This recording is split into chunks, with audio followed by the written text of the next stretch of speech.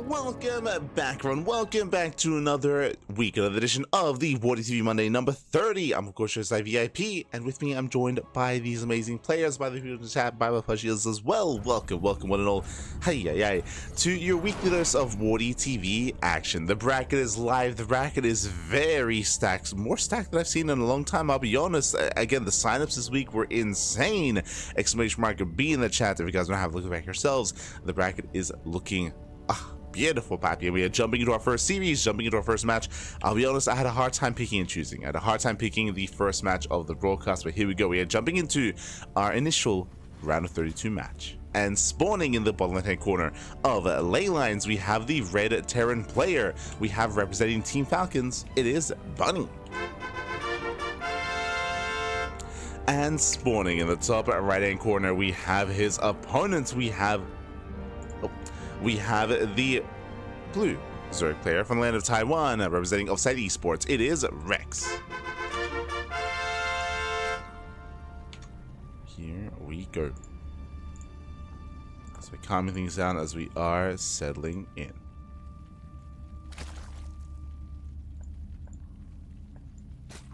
At least we are hoping to, as we are going to be settling in. So far so good, and welcome in the chat. If you're in the chat, you know what time it is. Sorry, it's just a little distracted. If you're in the chat, it is time. It is a Gamba time. Predictions are open. Place your bets on who you think will claim the series. Best of luck in the chat as we do settle into our initial best of 3. Again, we'll be going over the bracket after this series, after this match. For now, we're here, we're ready for our Zerg versus Terran.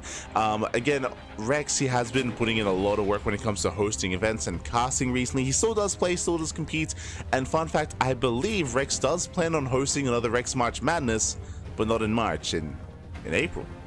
So look forward to that. Look forward to the upcoming madness that is Rex. Likewise, Bunny has also been competing quite a lot as of late, has also been improving quite a lot as well. Bunny, of course, near and dear to our hearts here, always, and yeah, we'll see how he's able to perform here.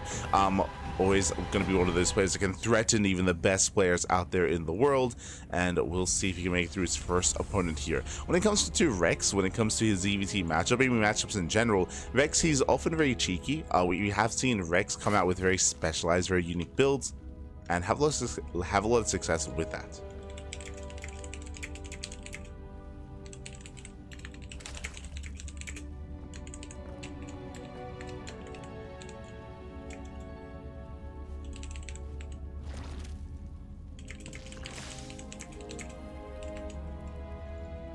Go. So now we do have a Bunny rotating in between the bases. Does dip in. And so far, nothing too crazy. Standard openers, hatch guys pull into a third base out of Rex. Likewise, Bunny, he does also go for a Rax expand into a third CC into a 1-1-1. So 3CC Banshee seems to be the opener here of Bunny. Nothing too crazy, nothing too wild.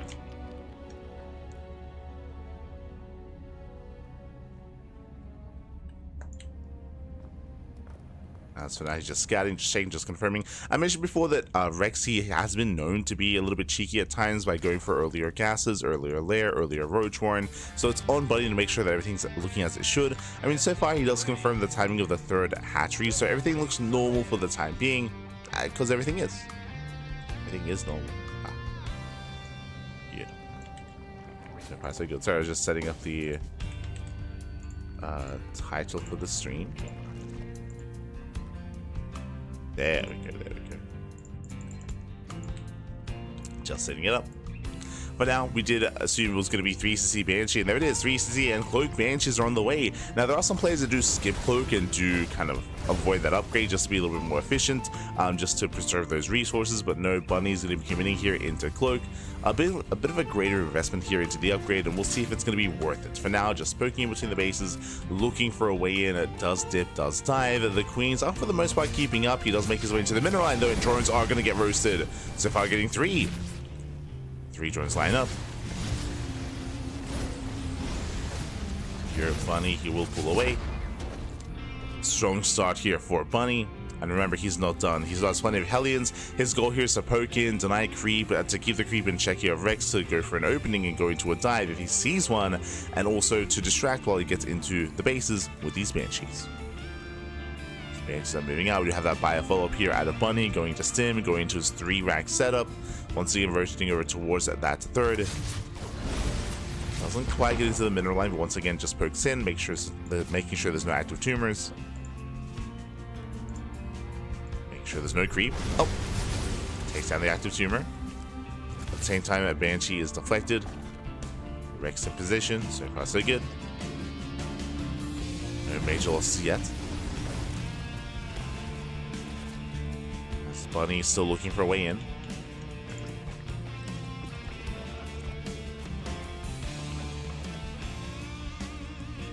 Now he does pull away.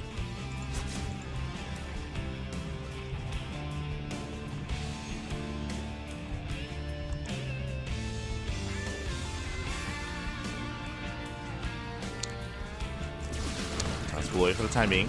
Likewise, double Banshee in between the bases. Once again, the queens are distracted, gets one more drone. Did I say one? Oh! Another transferring worker. Not bad. Going for the queen. No transfuse in the main. The queen, it looks like it will go down. One more volley. Oh! Doesn't quite get it. The queen survives, but still going to be another 4 or 5 workers going down. And this is slowly adding up over time. Quickly double checking here the units lost tab. We have lost 8 workers. 8 workers so far, 5 lings. And ByuN hasn't lost a single unit. Hyper efficient here from ByuN. Not losing anything, not yet. Is building up towards his move out, and so far has been just doing an amazing job here at harassing Rex. He's trying to keep up, struggling to keep up. Behind this, going into Ling Bane, 1-1 upgrades. Baneling speed there is of course already done. Like a standard setup here out of Rex, but economically he has been hurting. He has to rebuild, he has to resaturate, and this is slowing down his Ling Bane.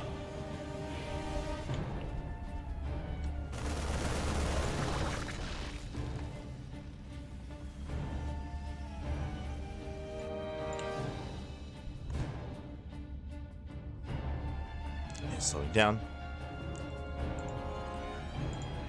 ByuN likewise does break out.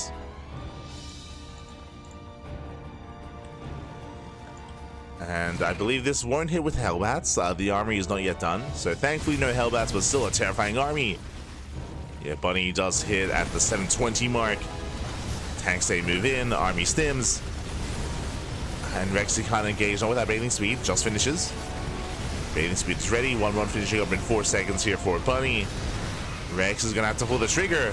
He has to engage. He has to dive in. We just see ByuN does kite back. A nice target firing on the Banelings. Banelings, they do not connect. Tanks go down, but ByuN, he can stim. He can stim. He can win. Without Banelings, there's nothing to stop him. There's 2 Banelings left. Down to 1. And the other Banelings, it's not gonna connect. It's not gonna happen. Nice target firing. And ByuN can just stim and win. He can just stand and deliver. Takes out all the lings. Takes out the queens as well. Hellbats, they came into play in time for the push. Oh god.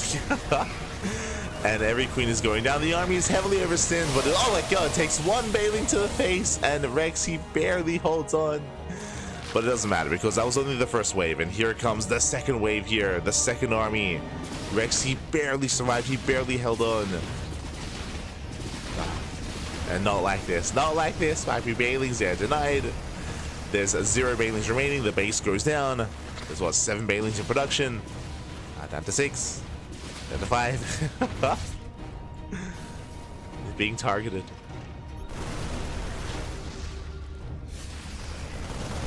And ByuN's all slowing down. And at this point, even if some of these Banelings connect, the damage has been done. You see Rex trying to catch reinforcements. Not bad. Rex tries to commit in. Takes down 1 of the Banshees. Takes down the second Banshee as well. Lings, they get a tank. Oh my god. Banelings, they still don't connect. They're not able to. 1 Baneling connected earlier, but that was it. That's the only one.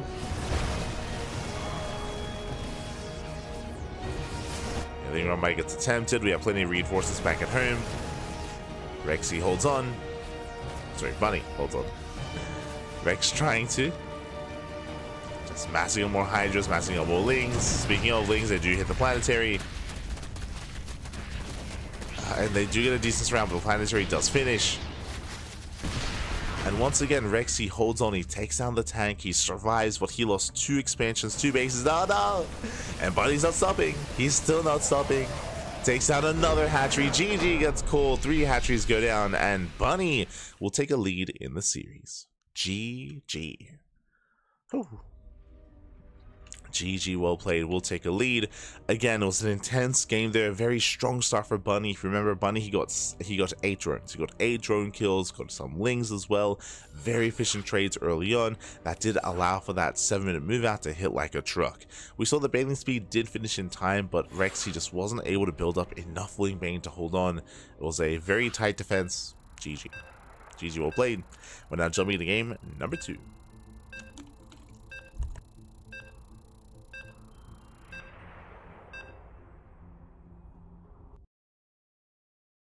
We're jumping into that second game, and we'll see if Rex can recover.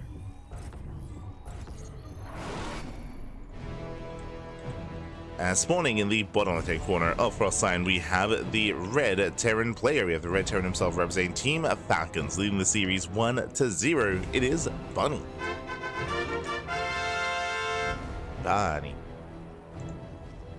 And spawning in the top right-hand corner, we have as opponent, we have the blue Zerg player, the blue Zerg from Atlanta Taiwan, representing Offside Esports. It is Rex. Here we go. Settling into our second game here. Rex once again going hatch first. Does go for the extractor trick. Outside of that, nothing too crazy, nothing too wild. And I did mention before that Rex, he's at times a little bit more known for some cheeky builds, some more unorthodox strategies. Last game, very standard. Last game was very standard out of Rex, who was playing as anyone else would. You know, hatch gas pull into a third base, into a lair, into double Eva chamber, into Baneling Nest, into Ling Bane. Like, everything was looking standard, looking normal, but he wasn't able to keep up with the aggression of ByuN. The Hellions and the Banshees did wreak havoc, and it all distracted and set up for the eventual 7-minute timing. For the eventual stim timing with 2 tanks with Mass Marine, and that's got out of hand. It got out of control. ByuN did win the game with that push. He wasn't able to completely break Rex, but he did cripple him. Did heavily cripple him and was able to finish him off with the second wave.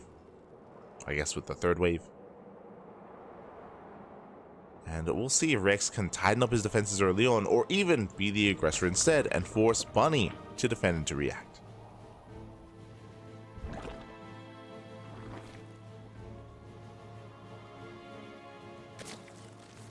We go.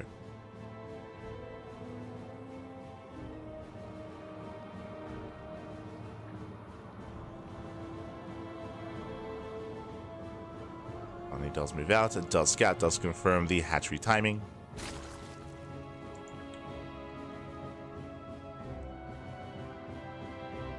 So ByuN is aware.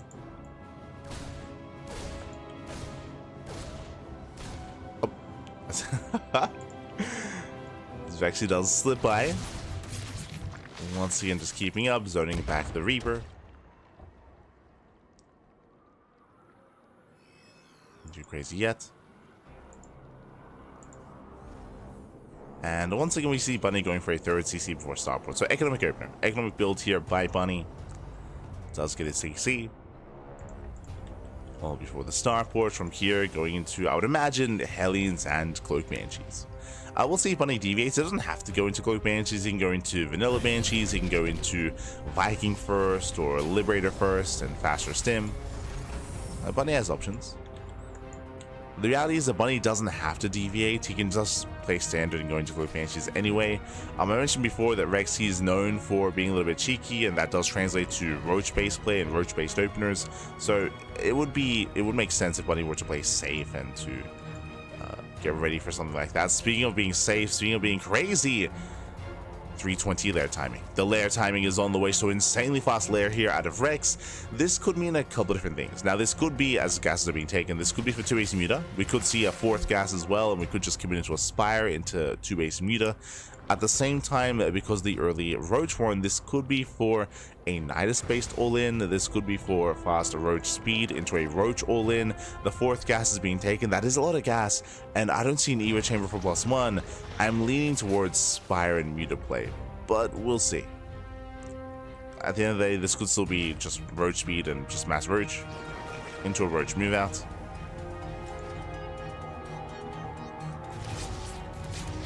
Bit SHIN confirms Roach Warren. Does confirm the lair as well. Oh my god, he sees everything. Sees the Roach Warren, sees the lair. Big scout there for Bunny. Back at home, we did mention that he didn't have to go into Cloak Banshee, and it isn't. We do see Stim on the way. Stim is on the way. It's going to be a Liberator opener and faster Stim instead. So 0 Banshees out of Bunny. Meanwhile, this I wasn't expecting. It is going to be a fast lair into tech. I was assuming something like a Spire. It's going to be an Infestation Pit. Interesting. Now, with this pit, we can go into Fast Infestors, true, or we can go into Swarm Hosts. We have seen Swarm Hosts have mixed success in this matchup, depending on the map. I'm not too fond of going Swarm Hosts on Frostline. Meanwhile, Hellies, they just dive in. They just ignore. Yeah, they ignore the roaches. They go straight for the mineral lines instead. Ooh, 3 drones already going to be going down. They bust into the main. I mean, he knows that his opponent's vulnerable with the fast lair. There's a 5-minute hive. What is happening? 5-minute hive pop. Yeah. 15 drones going to be going down. Hellions, they get behind the mineral line. Looking for another worker. They, of course, scout the hive. They see everything. The 82 drones are likewise lining up as well. The 17 are worker kills. So, not Swarm Host, not Infestor. Fast hive for what exactly? Like, what? Vanilla Ultras? Is what I'm leaning towards. Like, what else can we go into? We have plus on Carapace on the way. It's gotta be Ultras, right? But even then, I don't know what they're gonna be able to achieve. I'll be honest. Ultras without armor upgrades, like, they can go down even to Marines. Like, Ultras, they're quite squishy. They're quite vulnerable without those upgrades, and again, they're gonna have +1. So we'll see if Rex has something else in store for us. As you can see, he's preserving his gas. His army consists of 4 roaches. And speaking of 4, about to be down to 3. Potentially 2. And yep, we're going for the 620 Ultra Cavern. So it is for the Ultra Rush. Again, I'm not too convinced by this style just because, again, the upgrade's going to be lacking. We're going to have fast Ultras, but they're not going to be amazing, to be honest. And we'll see if we can even get there. Again, Rex doesn't really have much of an army at the moment. 3 roaches, down to 2. Rallies over the Queen. Queens do rally. Bailey Nest on the way. And we'll let him cook. Let him cook, man. Let him cook. True. We'll let him cook. Where will he take us? Take us away, Packy. Take us away. To the moon.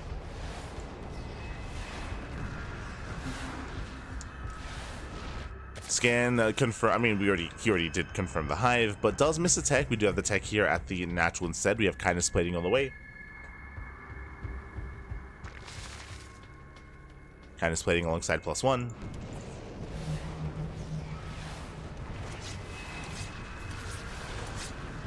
Likewise, Viking does dive in.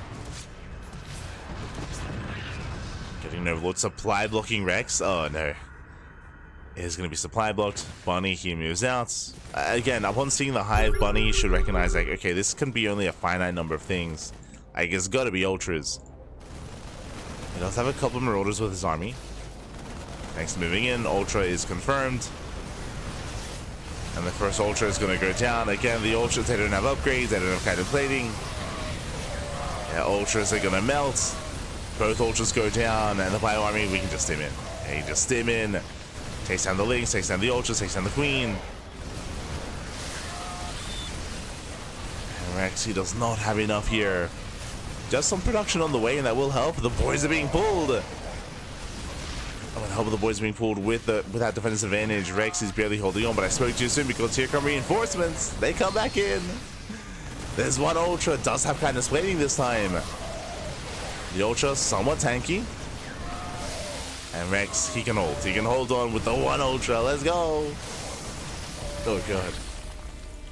The Ultra goes down. Ultra goes down. There's some Vipers in production. You got a very expensive defense there for Rex. What did he lose? He lost 3 Ultras. Lost 14 Roaches. The 24 drones. Over the course of the game, of course. And Bonnie's not stopping. He can't stop. He won't stop. Catching transfer workers. One drone. One drone goes down. Picks up. Going into the main. Likewise, second army here towards the third. And Rex is just being pulled apart of this one. He can't defend both places at once. He's going to try. Oh, nice connection. The hatchery goes down. He snipes the third base. Rex down to 2 bases. Likewise, dropping the main is still ongoing. Going for the tech, going for the spawning pool. Massive pickoff. Ay, ay, ay. Takes out the pool. Does focus fire. Gets what? 19 more workers.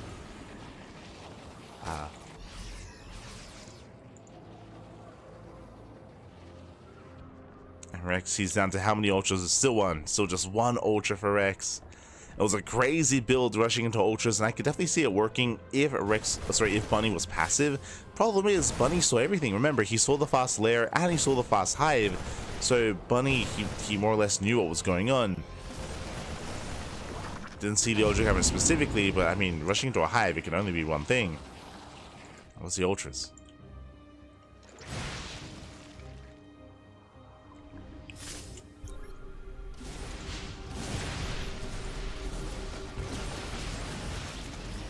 Bunny's moving forward. This time with a terrifying army, it's robust. This time plenty of marauders. Rex is now up to 3 ultras. Now down to 2. Make them marauders, they chew through those ultras so quickly. As all 3 ultras go down.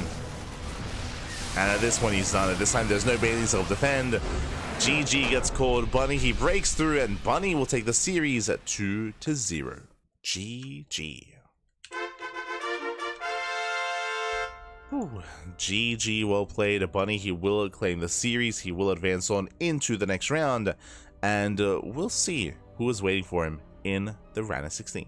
Let's go. Exclamation mark, be in the chat to have a look at the back yourselves as we head on over here and catch up on the bracket itself. Okay, from the top, we have a lot of updates. We have herO. herO takes on Matt 2-1.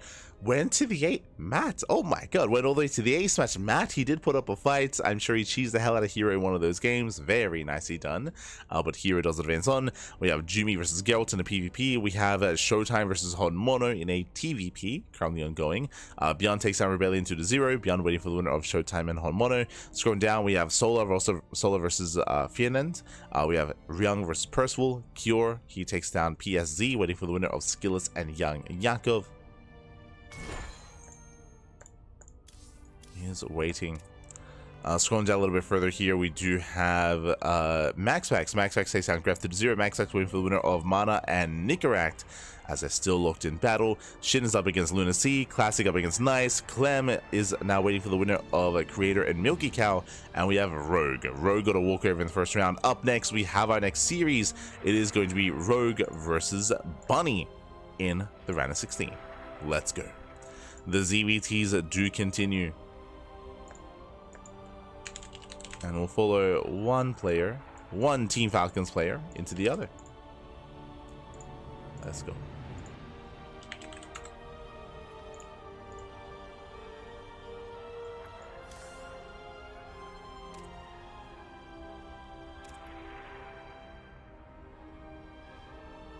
Let's go as our players are preparing.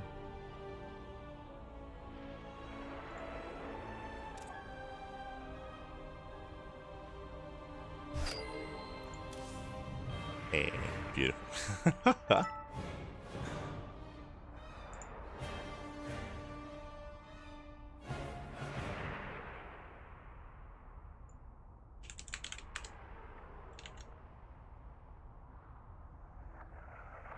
But here we go. We're getting ready here for our next matchup. Here we're getting ready for Rogue versus Bunny in a ZVT.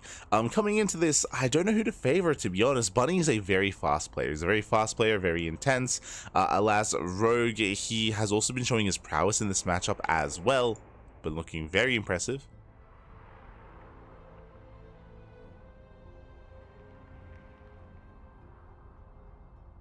Has been looking very impressive here.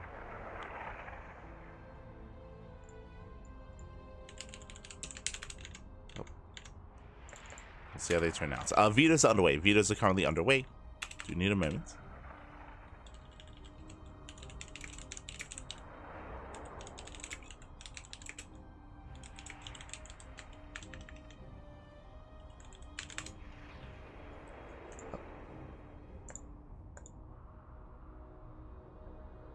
Sorry, just setting up. Oh, we have more things to cast. Ah, no. Our schedule is so full. Let's go. Let's go.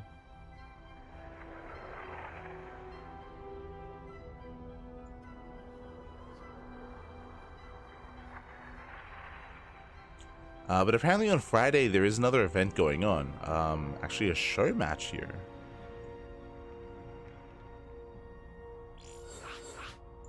Okay. I see you.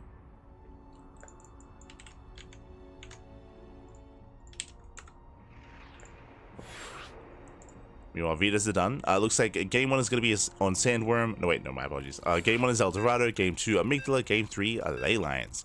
Vitas are done, and we are jumping into our round of 16 match. Let's go.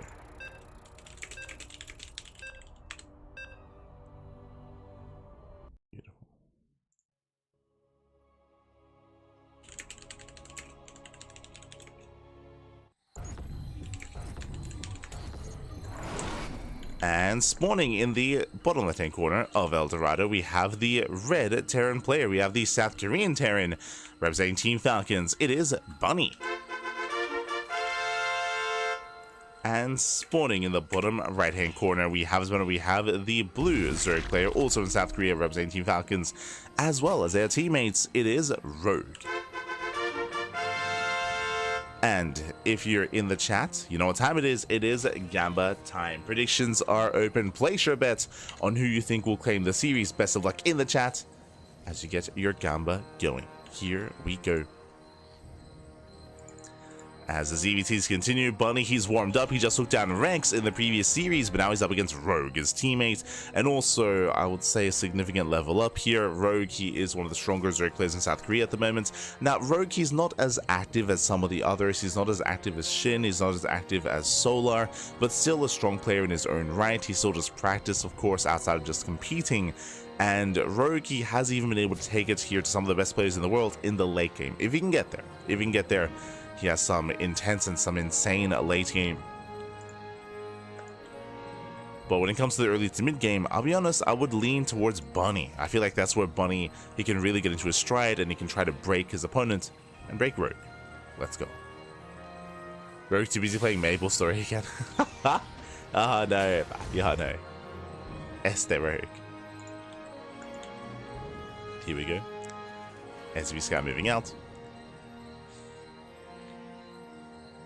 I wouldn't be surprised because right now, again, like the signups for this week's tournament are stacked, and I think bigger than they have been in quite some time. I'm sure a big reason for that is the most recent EWC announcement. Right now, a lot of players were a little bit uncertain as to whether there would be StarCraft at EWC, so now they have that motivation to go back into the ring to again commit. Well, that upcoming major event, which is only in a couple of months, by the way. I think that's also one of the big criticisms as well, is that because the announcement was so late, like it's what, coming up in like July, August? So it's not too far away. Okay, we're already in April, baby. We're already in April. Aye. Meanwhile, nice block here. Very nice delay by Bunny. Bunny in position does delay that third base. So nice setup here by Bunny. At the same time, Lings, they also delay the expansion here of our Terran player as well. Oh my god. Queen comes in, takes down the SCV, and Rogue, he will expand. Whew, he will barely expand in time. Takes his third base. Behind this, Bunny going for a third TC before Starport, economic opener. Now we've seen the same start out of Bunny every game so far, at least in today's broadcast.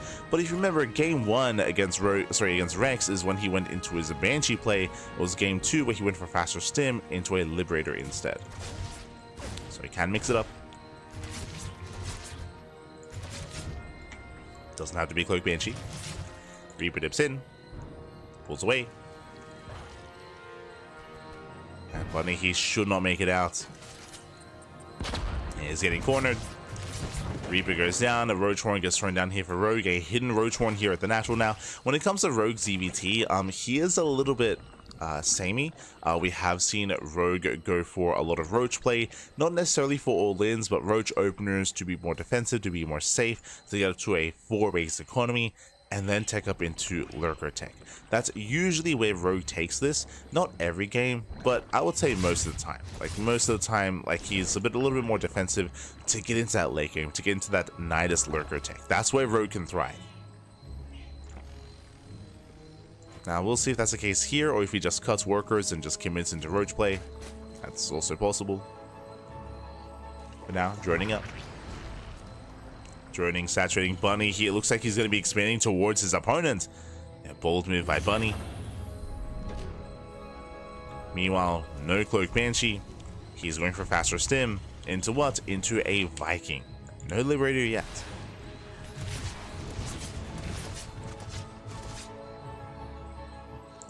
No Liberator yet. Hellions, they poke in on the right hand side. They're about to check the ramp, and they will confirm the Roaches. This is where Bunny, I'm sure, is going to be a little bit upset that he didn't commit into Banshee play. Like, Banshees would be ideal in this position to deter any kind of Roach aggression. As the Overlord also survives. Oh my god. Whew. Overlord Baylor does survive. Hellions are denied entry into the natural. So far, the wall is solid. Rogue, he's defending well. Meanwhile, Bunny, he does expand here in the center, and he's going for the gold. Gold base is being taken. Likewise, Rogue going for his own as well, at least attempting to. Now, this is a prime position for Bunny to go for an ARAX, to go for a 3-base all-in. The reasoning why I say this is because it isn't just the third, it's a gold base. There's so many minerals here. On top of that, there's no gases. The gases are on the other side of the gold, so 0 gas income here from Bunny does mean that his tech is going to be quite limited, which is ideal for an ARAX. But now he's getting up to 5. 5 Raxes on the way.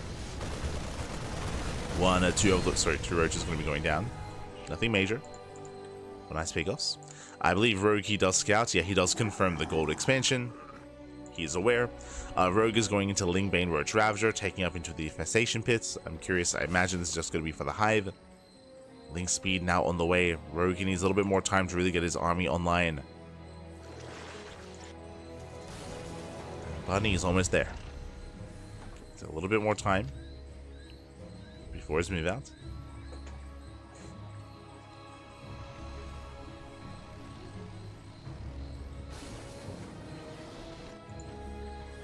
Rogue does sneak up behind the mineral line, does nice some mining time.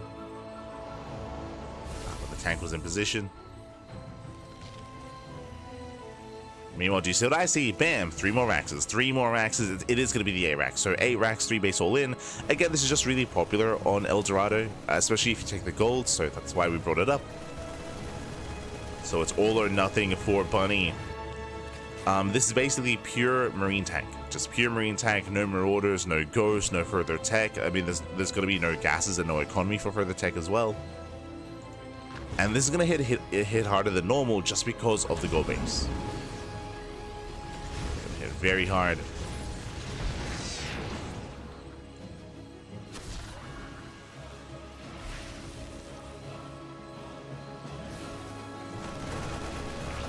Meanwhile, Rogue does get supply blocked. Nice catch.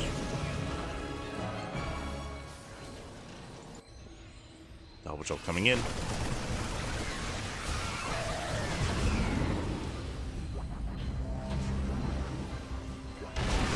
Oh my god.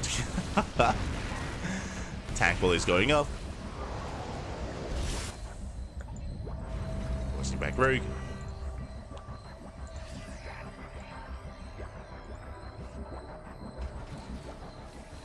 And we're waiting for the move out here. Yeah, Bunny, he does go for the unsiege, and he should soon push.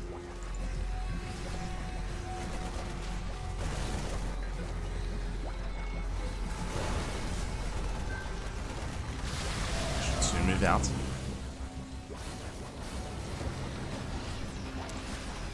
There we go, spreading out, sieging forward.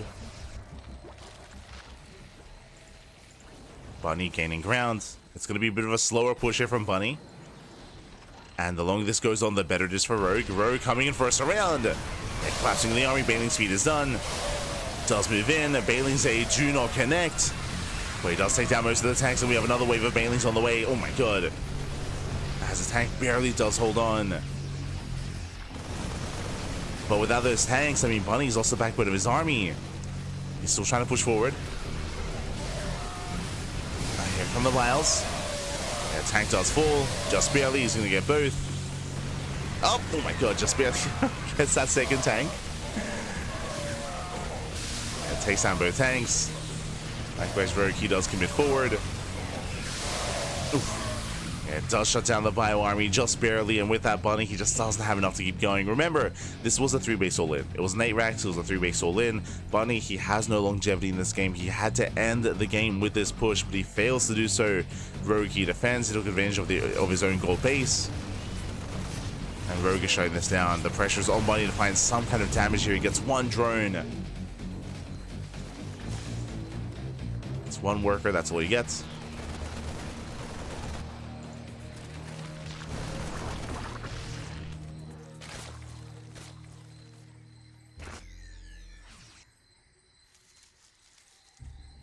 That's all he gets for now. Oh, a late CC here for Bunny. It's a rough position here. He throws down the command center. A very late expansion.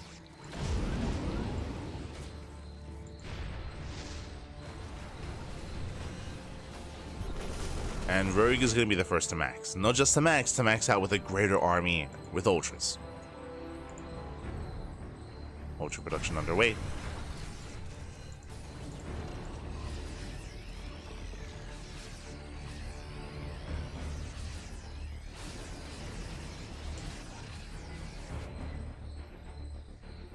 Is already maxed out. These Lings, they can maybe force a distraction here by Bunny. Now Lings, they do hit the natural. Bunny, oh my god, it does react with almost everything.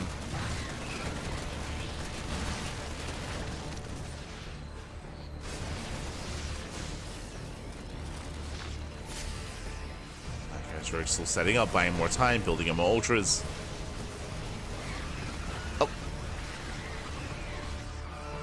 A powerbomb off.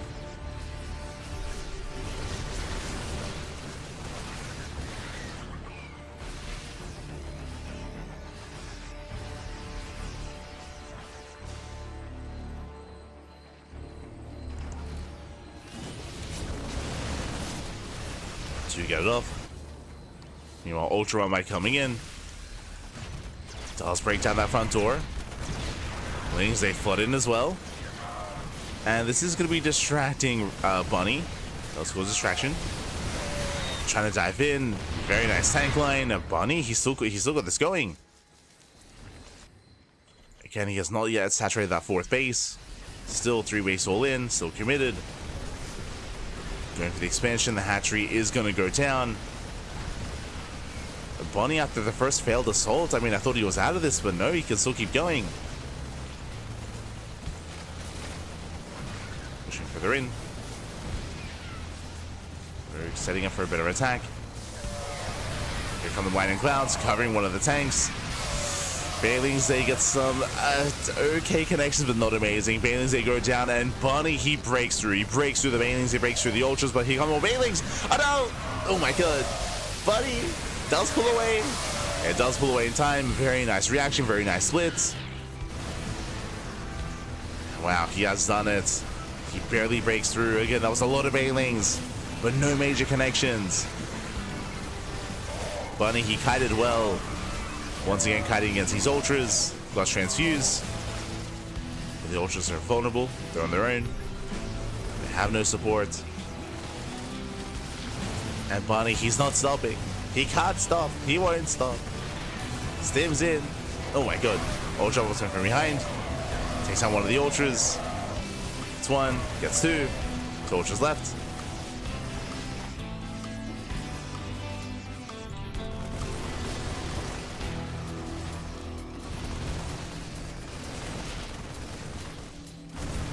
Ultras remaining. Likewise, Rogue, he does have a decent economy. He has the northern bases at least. He's going for the center expansion. He is building on more ultras. Again, Rogue, he's barely holding on.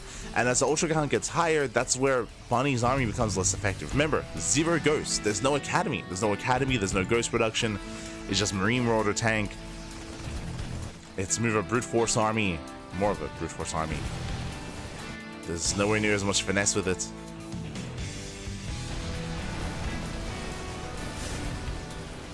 Saves in. Liberators have arrived. That will complicate things. Does have liberation. Ling Runby comes in, catching reinforcements. It does force a reaction. Turns back around. Steaming back home.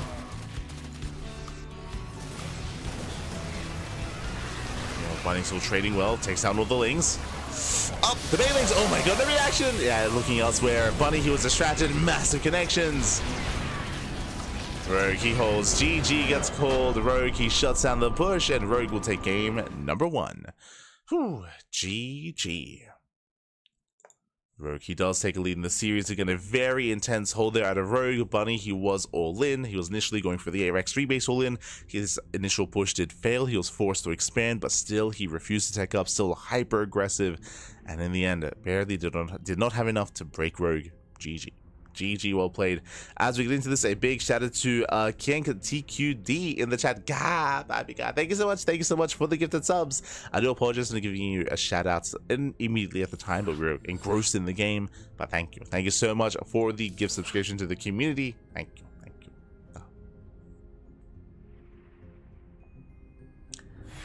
Gifted subs to Rallyles. GG. Oh. We go. Ultras are so slow you don't even need ghosts anymore. That is not true. You do need ghosts. I mean, again, just to re-emphasize, Bunny, he wasn't taking. He couldn't take just because he was all in. That's why there was no Ghost Academy. That's why there was no Ghost production either. He was trying to brute force the issue, and again, he just got outscaled over time. As we were trying to emphasize, the longer the game went on, the better it would. The longer the game went on, the better it would be for his opponents.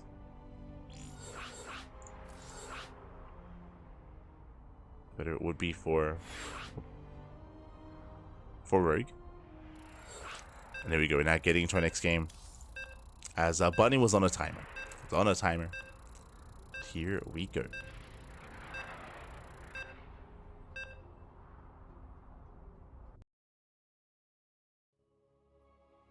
Maple story? Freaking Maple story. No. And spawning in the top right-hand corner, we have the red Terran player, the red Terran from South Korea, representing Team Falcons down in the series. We'll see if he can bounce back and force the ace match. It is Bunny. And spawning in the bottom left-hand corner, we have the blue Zerg player, also from South Korea, representing Team Falcons. It is Rogue.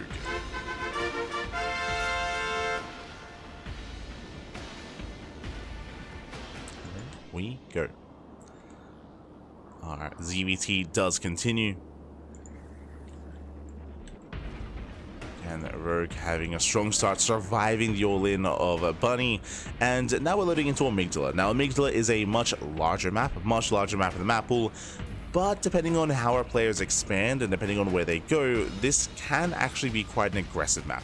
Now, we have seen Bunny ARAX on Amygdala before, especially if he expands with his army. I'm referring to taking this northern base, for example, and pushing towards the hatcheries of his opponents. The rush distance by ground between base and base is quite short, so we have seen quite a bit of success. Again, depending on how our players expand, that is going to be an option here for Bunny. Now, even though we have seen Bunny embrace ARAXs and embrace 3 base all-ins on Amygdala before, I don't like the idea of going for the same build 2 games in a row. Like, that's something to consider as well, right? Like, he just failed an ARAX on El Dorado. I don't think it's wise to go for the same build again here on Amygdala.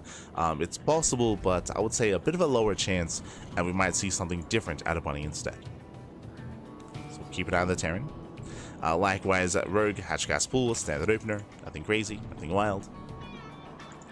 Does fan out. And again, welcome one and all to Amygdala. Amygdala is not just a very large map in the map pool, it has a long rush distance by ground. That is partly because of all these rocks. Like, there are just so many rocks throughout the center of the map, which do completely cut this area off, at least for the first half of the game. Because of that, the rush distance by ground is longer, and it's also more obvious. There are only two attack paths, the southern attack path and the northern path. That's why the Overlords are in position to scout at both locations. So Rogue here will see any kind of ground-based move-outs. Drop play is, of course, a different factor. But these main pushes are easy to scout from both sides, so whoever has map control.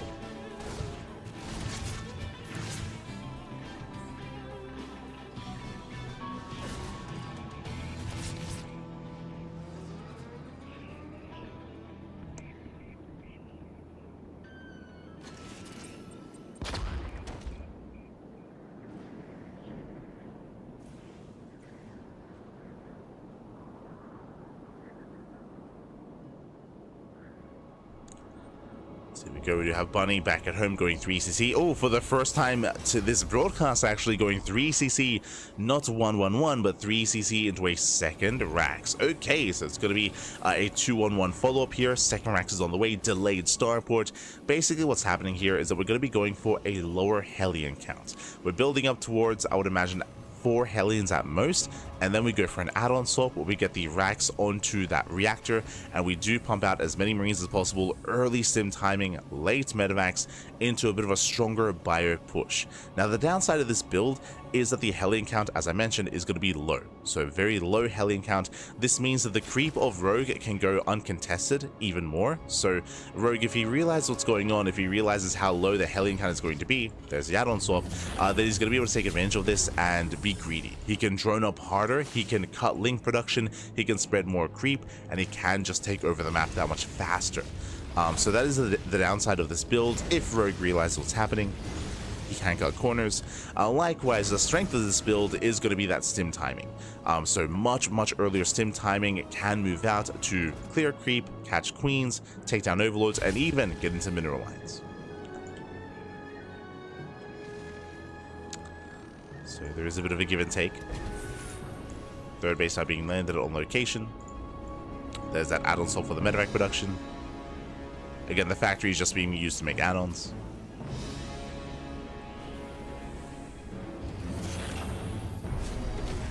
There's a swap. Meanwhile, back at home, Rogue, he has been cutting lanes, so he's been droning. He's already fully saturated on 3 bases. He's fully saturated.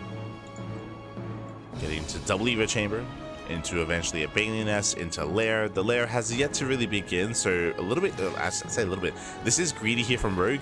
Basically, Rogue, he delays the lair in favor of faster 1-1 upgrades. So really fast upgrades here from Rogue will allow him to scale better into a longer game. The downside is late lair, which also means late bailing speed. Now there's going to be a window in time here early on where Rogue is going to have to defend against this army without bailing speed, with purely 0-0 links. Once the upgrades start kicking in, then it more than makes up for it. But early on, he's going to be vulnerable.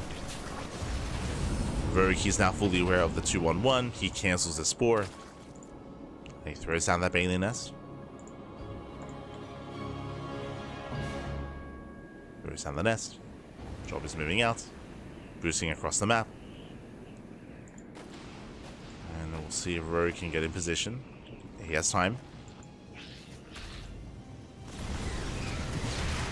Ling Ramai does take down one of the Hellions. And 1 or 2 Hellions going to be going down. Does deny some mining time. Well, he's looking for a way in, but he is deep on creep. Gets an overlord, gets a couple of active tumors. Not much more than that. Bunny, he's deflected, but he will take down the 4th expansion. And not bad. Does force a cancel. I say 4th, I guess technically the 5th base. Wait, that was a kill. Okay. I wasn't too certain, but that was a kill, not a cancel. Ay, Rogue, that was a big loss. Did not cancel in time. And suddenly a very successful attack here from Bunny. Now he's building up. He's looking to reinforce. He'll soon move out, and this time with tanks. And again, he did preserve his medevacs and preserve most of those Marines. It's going to be a stronger push.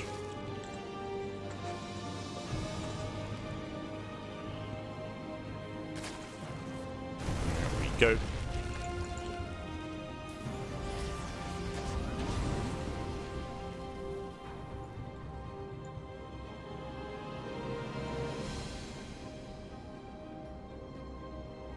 Bunny is going to be active.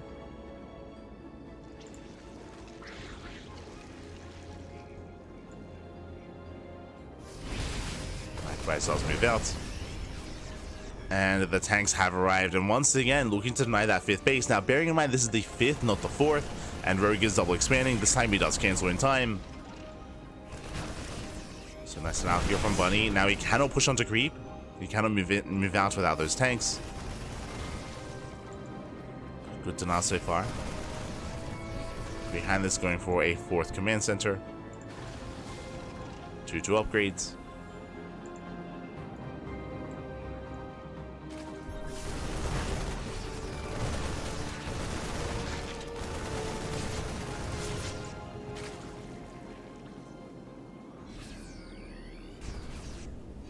Likewise, gold now being taken from Bunny. Gonna have a superpowered economy. Gold base now under Terran control. Bunny slowly pushing in towards that 3rd. Nice run by here out of Rogue. Does get the mineral line. Getting 5 SCV kills, catching reinforcements as well. Very nice run by. Yeah, Bunny out of position. Bunny, he has to commit. Oh, the CC under fire. Can he get? Oh my god, there we go. Does force a lift. Still more damage. 9 SCVs going for the tank. Yeah, this run by is getting out of hand. It's getting out of control. Tank goes down. Catching more Marines, even catching Marauders as well, and Bunny, he has to get something across the map. There we go, we'll take down the expansion. The hatchery is forfeit. Rogue backs off. Going for another run by, this time running into an army though. I should say running into reinforcements. Catching more CVs.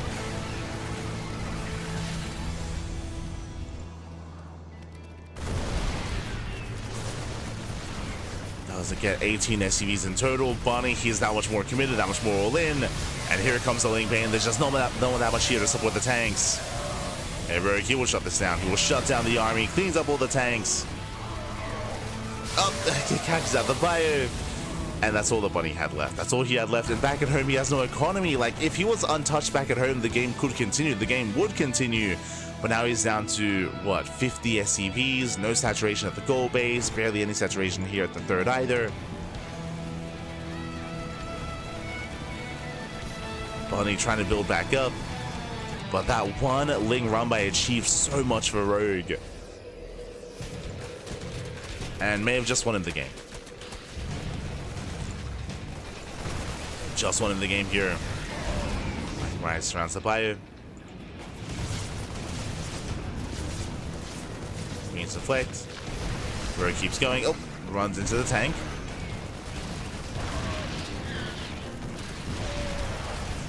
Has to respect it.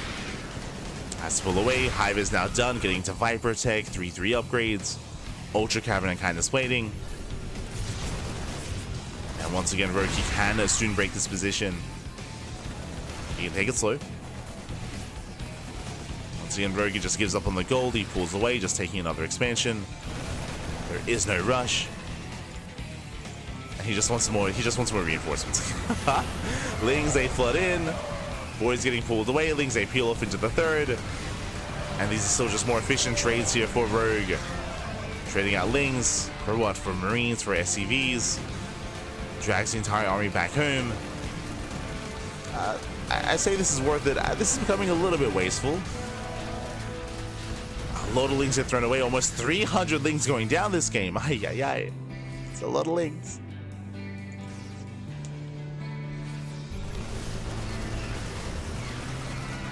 But this is all just buying time. It's buying time for what? For the Ultras. Right? Once the Ultras pop out, it's like Bunny has no answer. He has no answer to it. Because of all the losses early on, Bunny he just can't afford to tech up, so he's stuck with a more mid-tier army. He's stuck with Bio Tank, Zero Ghosts, and not even Liberators this time. We even had the Liberators in Game 1, but not here in Game 2. Aliens, they roll in once again. They don't get the mineral line.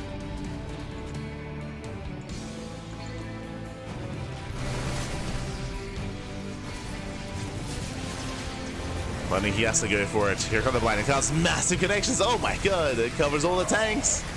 The tanks, they do nothing. They do nothing. But the ultras, they come in from behind as well. The one tank getting a couple of free shots off. The bio army heavily overstimmed. One swipe is all it takes, and the swipes are happening. Ay, ay, ay. Not like this. GG gets called, and Rogue, he will overwhelm, and he will take the series 2-0. GG. GG, well played. Rogue, he will claim the series. He will advance on. My condolences to Bunny. Bunny, he had some powerful moments and some strong builds, but just to reiterate once again, when it came to that last game, unfortunately, Rogue, he was caught with his pants down when it came to the Ling Rambai. The Ling Rambai did so much, crippling the economy, getting, what, 30 SCV kills, catching tanks, catching reinforcements. It meant that he couldn't reinforce across the map, and he was that much weaker for it, and he was picked apart. It was picked apart then and there. GG, well played. Impressive performance there by Rogue, and Rogue will advance on into the quarterfinals. GG. And let's catch up. Let's catch up here on those quarterfinals. Let's see what is going on, as we have a lot of updates actually. Okay, from the top actually, let's see if I can make this a little bit more compact. There we go. From the top, herO takes down herO 2-0. herO waiting for the winner of Showtime and ByuN in the quarterfinals. Meanwhile, we have Solar also waiting for his opponent in the round 16. Kira versus Young Yakov. Oh, hold on. Young Yakov. That was one of the series I was really tempted to cast. You can't see it here, but in the round of 32, it was Young Yakov versus Skillus, and I had a really hard time picking and choosing. I was like, do I cast Rex and Bunny or Skillus and Young Yakov? I did decide to go for Bunny and Rogue for that portion of the bracket, just because we don't cast them as often. So I did go for that, and in the end, Young Yakov, he caused an upset. He took down Skillus. GG. GG, well played. Skillus did fall. Scrolling down, we do have MaxPax. MaxPax, he's speed running through. He takes down Mana 2-0. MaxPax is waiting in the next round. We have SHIN versus Classic currently ongoing. We have Clem versus Creator also currently ongoing as well.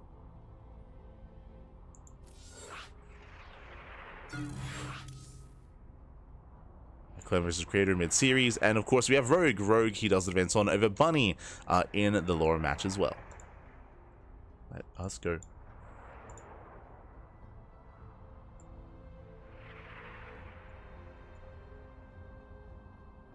Setting up.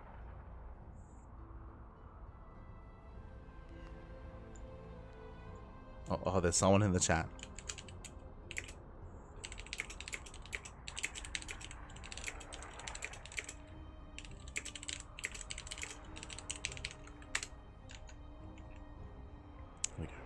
But we are going to be settling in, and so far so good. Looks like we have some downtime. So we have Rogue waiting for either Clem or Creator. I'm currently parked in the America server waiting for Clem and Creator to wrap up. I believe they're being casted. They should be being casted by some of the French casters, by Coca. Yeah, I believe Coca is casting. Meanwhile, we could try to jump into SHIN versus Classic into MaxPax, but usually whenever we cast a player, we try to follow them in the bracket. So we were covering Rogue and Bunny, so ideally I'd want to cover their next match as well, like Rogue against either Clem or Creator.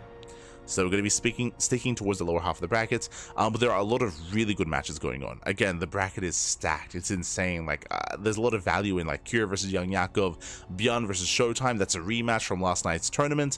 ByuN did 3-0 Showtime in the Sparkling Tuna Cup, so they're going to be facing off again here the next day. Likewise, we have SHIN versus Classic. That's also going to be a banger as well. And Clem versus Creator. So yeah, a lot of really good matches. It's hard to pick, hard to choose. I don't think there's any really wrong answer. And if you wish, you can check out some of the other streams, right? We have Wardy's casting in English, Steadfast also casting in English. They're covering their own matches. Wardy, he's in the ace match of ByuN versus Showtime, and it looks like Steadfast is in the ace match of Ryung versus Percival. So they got you covered there. They've got their TVPs and TVTs respectively. Meanwhile, we have some downtime. We're going to be going on a short break. We're going to be going on a short break here as we are waiting for Clem and Creator to wrap up. It looks like ByuN and Showtime just finished, so the herO match is about to begin. There it is. ByuN takes down Showtime 2-1, and up next is ByuN versus herO. Technically, I could jump in and I could cast ByuN versus herO as they're going to start momentarily, but as I mentioned, ideally I do want to kind of stick to the lower half of the bracket. Also, I believe Wardy's going to be casting that anyway. Like, Wardy, he's already on that match. Wardy's going to already follow that into herO. He's got you covered. We the English casters, we try to spread out, right? We try to spread out, we try to cover our own matches, because eventually we'll meet up later on. So for now, we're going to be going on a short break, and when we come back, we will have our next series. Take this time to get some snacks, get some food, get some water, drain your disruptors, massage your marines, and we'll see you guys in a couple of minutes with our next series. See you then. See you then. Bye. See you then.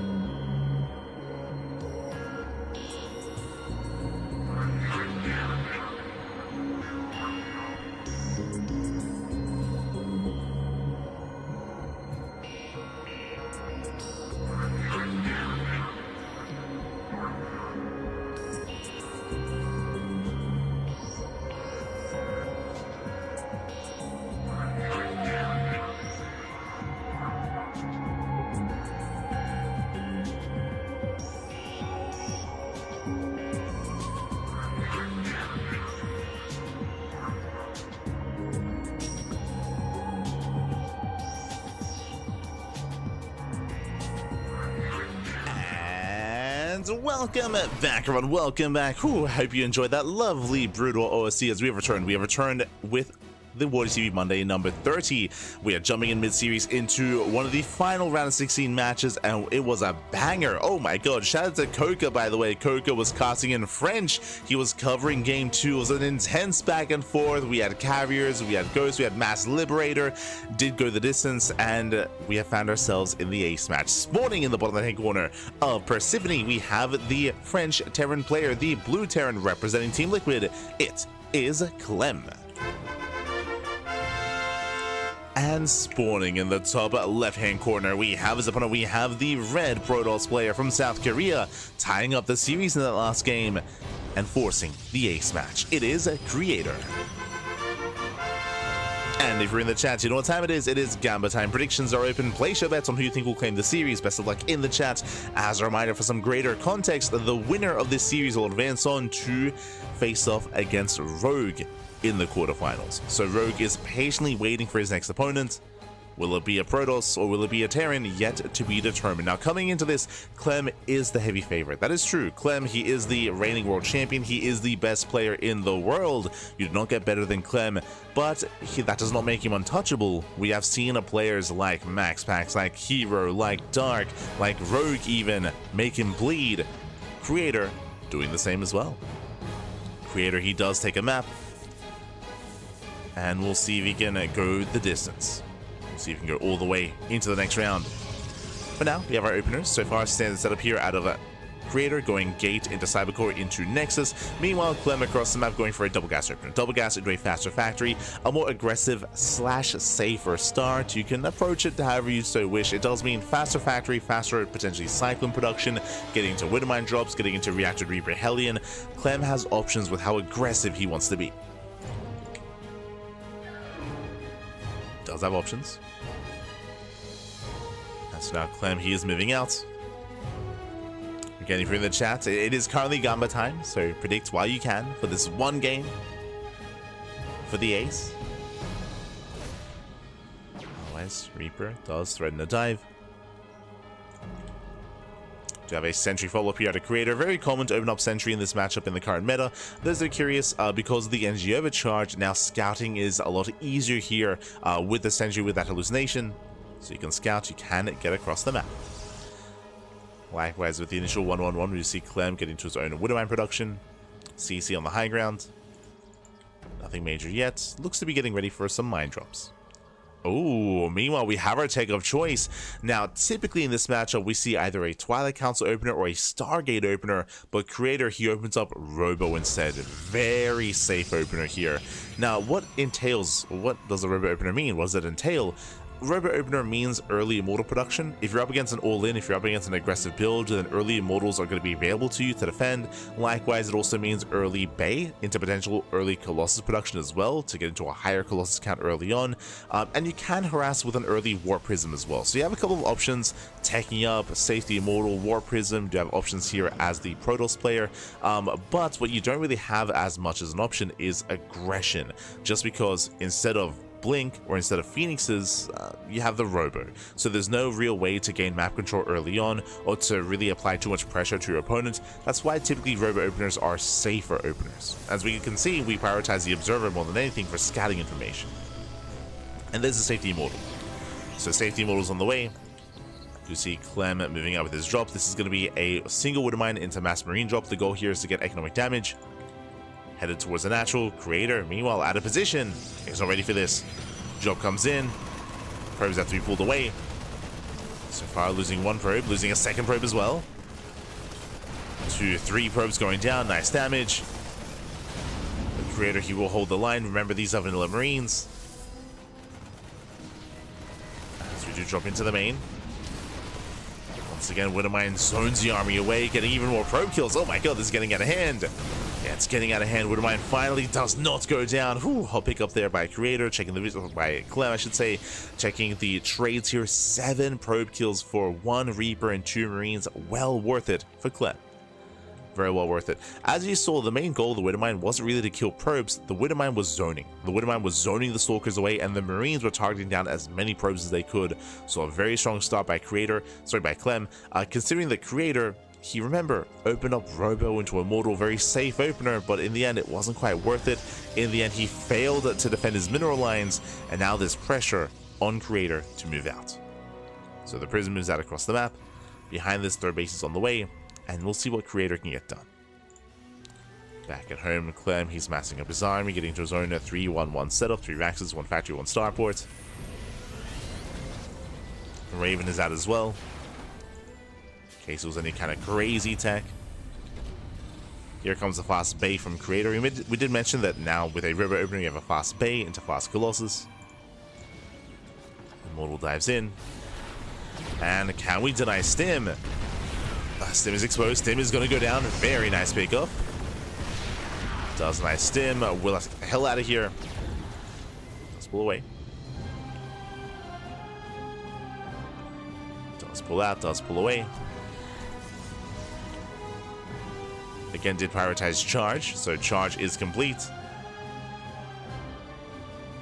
And so far, he has been able to rankle map control away from Clem. So far.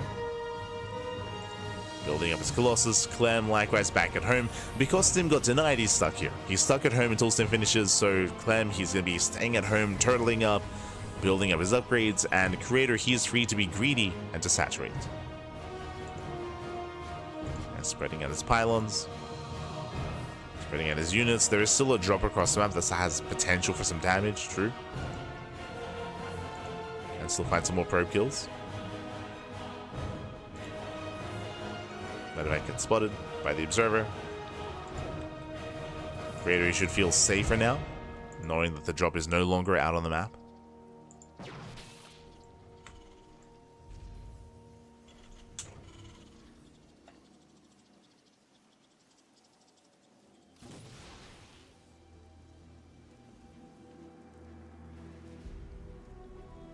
Likewise, Creator. This is a little bit risky here, but he's going to be reinforcing across the map. He does have force field, so that should keep him relatively safe. Catching out a couple of free units. Takes down a Widowmine. Takes down, oh my god, 2 Marauders. Very nice catch. Creator caught with his pants down. Missile goes off. Creator, he has to respect it. He retreats, decent force fields, but the Colossus is under fire. And the Colossus is not going to be saved. It's not going to be, it doesn't get away. Massive pickup. And suddenly this wasn't worth it. Yeah, this was not worth it for Creator. He bleeds out a lot of units. Bleeds out Sentries, Colossus, Gateway Army. Oh, Miss Rally, no, we can't afford. Okay, he pulls away. But the Colossus is very exposed. And Clem breaks out. He breaks out across the map. Creator, he's in trouble. He scrambles for a defense. This late shield batteries. Once again, getting caught out. Taking a lot of damage. A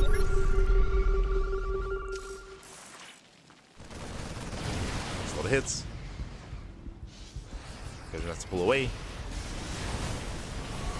Tanks are a little bit late to siege. The first tank is going to go down. Oh, does save the Colossus just barely. This is still a terrifying ByuN army though. Again, Creator, he's just a little bit too far behind. I mean, losing that first Colossus was brutal. The Prism goes down as well. No more juggling, no more control. And the Vikings, they just had their way with the Colossus. Creator, he did well making it this far, but oh my god, the tank boys are brutal. So much army goes down. And Creator, he cannot keep up. He cannot sustain these losses. Boys are evacuated. He's down to 3 units. 1 Immortal, 1 Stalker, 1 Colossus. Does warp in, does reinforce. Again, barely has an army. And Creator's just getting bullied back.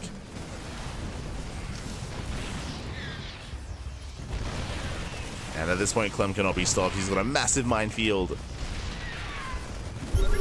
So once again, going for the expansion. Creator tries to break out, takes a massive mine shot to the face. Oh my god.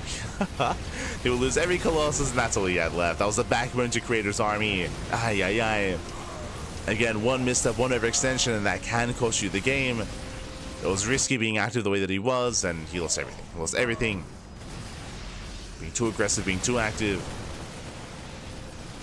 And Clem breaks the third, now he's going for the kill. Now he's going for the natural. Remember, there is no double elimination, there's no lower bracket. It's all or nothing. Colossus, it goes down, the Robo's being camped.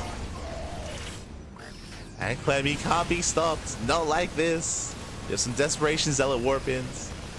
But alas, Creator, he just doesn't have enough to keep going. Goes in with his final army.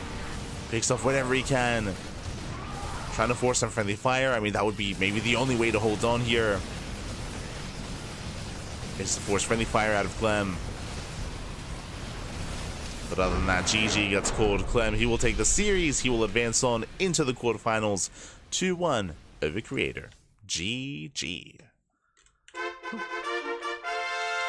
GG, well played, Clem. He will claim the series, will advance on, but a shout out to Creator because again he did force the ace match. He did go back and forth with Clem. Unfortunately, again he did lose 7 probes early on to the drop play. Really some really early damage and really successful damage by Clem. So Clem, he will set up for success. That led into Creator gaining map control, but did overextend. And if you remember, he lost his first Colossus before any big fight occurred.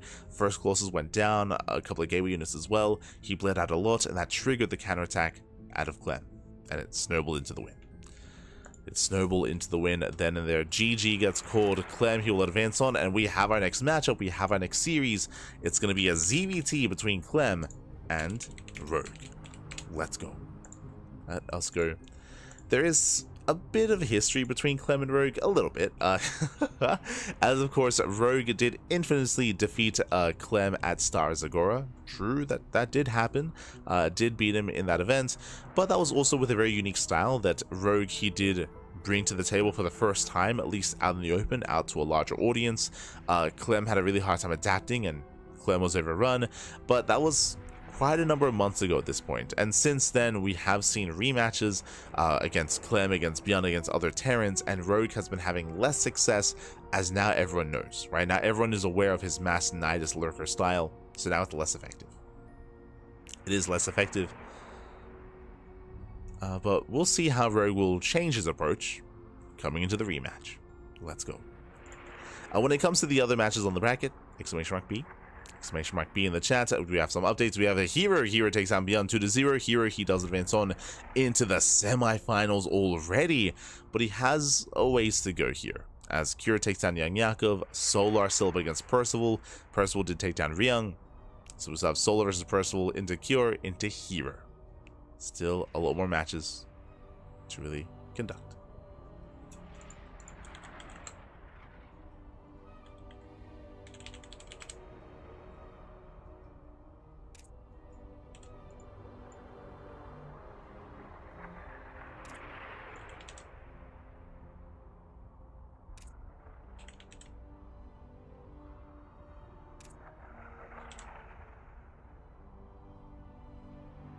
We go.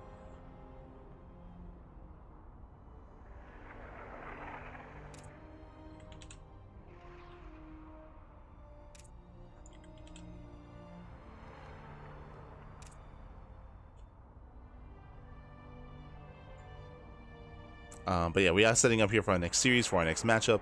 It is going to be a best of 3 between Clem and Rogue, so vetoes are currently underway.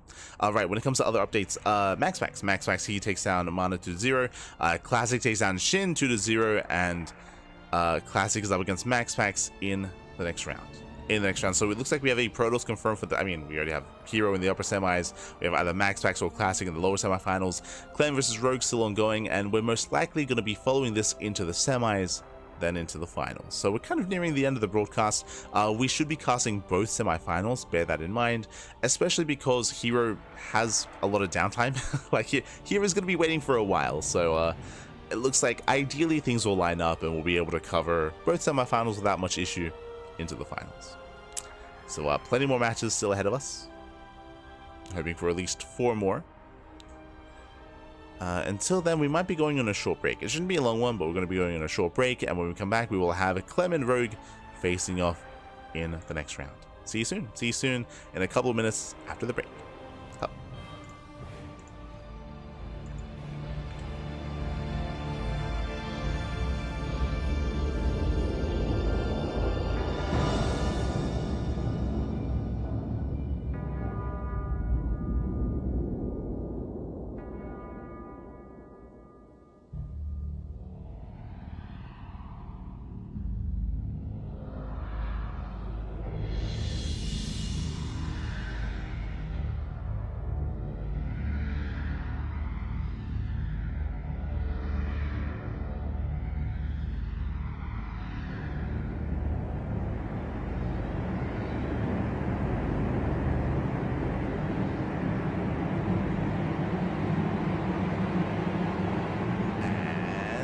Welcome back, everyone. Welcome back. Wasn't even that long of a break, but we have returned with the quarterfinals with our ZVT. Of course, we've been following both these players making their way into the quarterfinals, but only one can make it to the semis. And which will it be? And sporting in the top left-hand corner of Persephone, we have the French Terran player, the blue Terran, representing Team Liquid. It is Clem. And spawning in the bottom left-hand corner, we have the red Zerg player from representing Team Falcons from land of South Korea. It is Rogue. And if you're in the chat, you know what time it is. It is Gamba time. Predictions are now open. You can place your bets on who you think will win the series. Best of luck in the chat as we have a couple of moments here to gather your thoughts to believe in either one. And honestly, I can see an argument for either one. I do lean towards Clem. Clem, he's coming in as the favorite player, 100%. But Rogue, he has brought Clem down in the past, and I do think that Rogue can threaten Clem. Personally, I would love an ace match. Regardless of how this goes, I would love to see a game 3. I would love to see this go the distance here, but alas, the pressure is on. And we'll see if Rogue can pull that off. For now, Hatch, Gas, Pool, standard opener out of Rogue. Likewise, Clem going for his own ranks, expand as well. Nothing crazy. When it comes to early game ZVT, there's not really much deviation here. We have seen Rogue go for early Roach Warrens before, and really that's what we were looking for. We're looking for maybe an early Roach Warren, maybe some early aggression out of Rogue, but right now everything's looking normal. So nothing crazy yet. Not in game 1.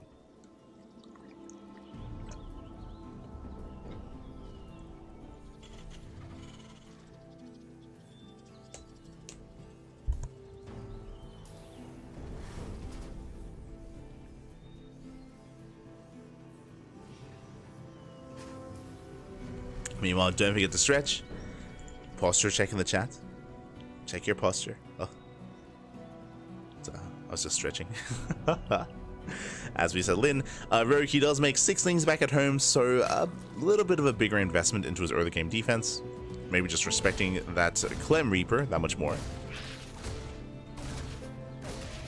As Rogue, he does poke in. So far, Clem just dancing with the Lings. No major losses. It looks like he might get 1 Ling, but really doesn't. Rogue, he pulls away in time. Rogue pulls away. Clem pulls out. And Rogue gets his 3rd. So far everything's looking normal. No drone kills, no economic losses. 3rd base is on the way. No delay on the 3rd either. So a comfortable start for Rogue. Outside of making 2 extra Lings. And likewise, Clem also getting to... Oh my god! Clem is going to be the aggressor here. Okay, Clem, for the first time this broadcast, we don't have a 3rd TC, we have a 1-1-1. So hyper aggression here by Clem. Basically, Clem, he delays his 3rd command center in favor of a faster starport, in favor of an earlier move out. Now, this can turn into a Hellbat push. We're going for reactored Hellions. We can throw down an armory. We can pump out some medevacs, so we can commit here into Hellbats. Otherwise, we could just go for a Hellion drop into some of the bases. Clem has options, regardless, hyper aggression nonetheless. Ooh, not a medevac, going for a Liberator. Okay. So Hellion Lib out of Clem. This will hit early. The Ling does dip in for a scout, and the Ling does not get eyes on the follow-up tech. So Rogue is still in the dark. And again, Clem is very fond of mixing in these more aggressive builds. Very fond of it.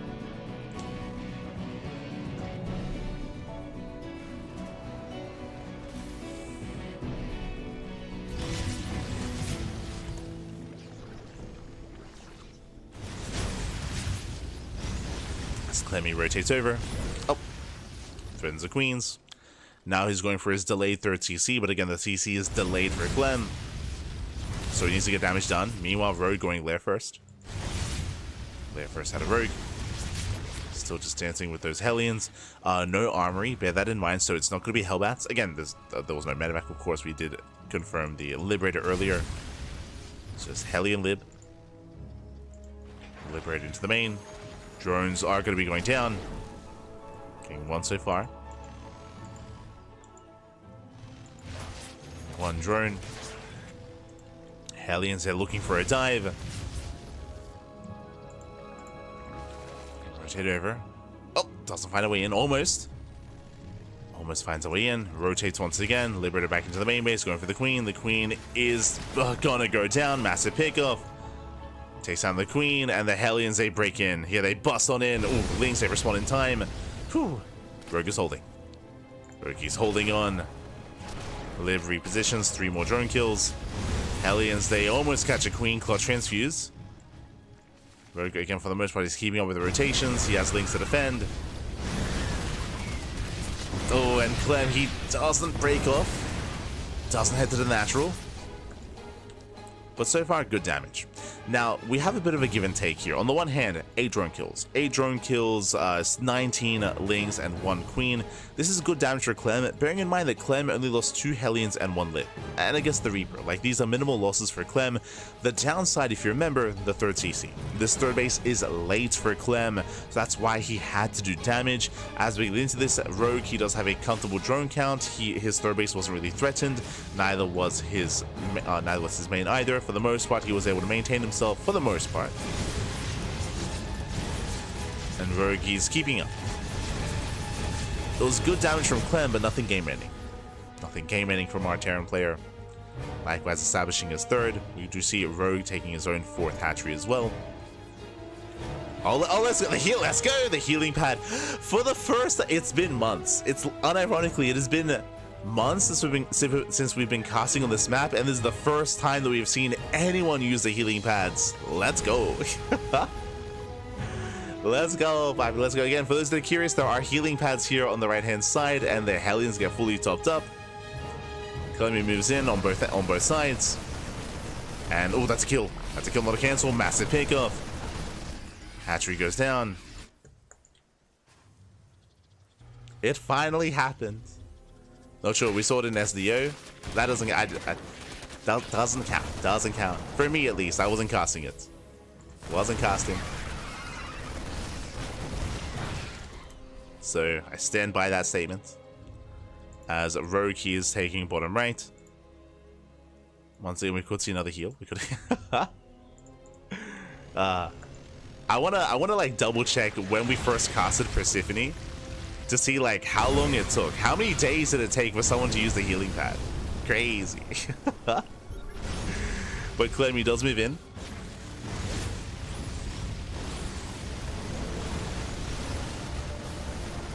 Does move in, setting up his tanks, pushing forward.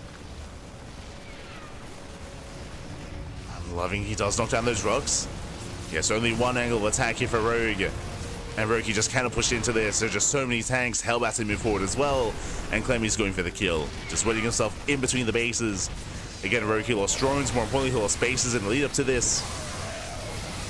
GG gets called as Clem he overwhelms. And Clem, he will take game number 1. Whew, GG. GG will play it again. A very strong setup there by Clem, getting worker kills early on, but more importantly, he was able to kill the 4th expansion. Minerals just down the drain, did slow down the production, did slow down the economy of Rogue, and likewise, able to just wedge himself in between the bases. Knocking down those rocks was brutal. It meant that Rogue could not surround. Ideally, you want to come in from multiple angles, collapse on the army, get a surround or get a flank, but that was not the case. You know, Rogue, he just couldn't quite engage, and Clem snowballs into a win. GG. GG will play it as Clem, who will take the lead in the series, and now we are getting ready for game number 2. We'll see how this story ends. We'll see if Rogue can bounce back or if Clem will overwhelm. Now, I do favor a player like Rogue on some of these larger maps. We've spoken about this before, but Terran players are typically favored on smaller maps like Persephone, Whispers of Gold, El Dorado. The reasoning for this is because the rush distance by ground is shorter, so these stim timings, these early pushes, they hit that much harder. They hit so hard. On larger maps, they're delayed. They're delayed, and the Zerg player has more time to build up a defense, to get injects, to get their production going, and to survive these attacks. Game 2, we have a map. Ooh, it is going to be El Dorado. Okay. El Dorado, another one of these smaller maps. Now, what I will say is that the attack paths are a lot more limited on this map. So there's a bit of a give and take.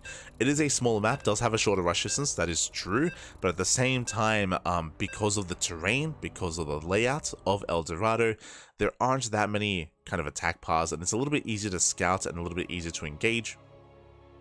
We'll see how Rogue handles this. We'll see if he can survive the first push.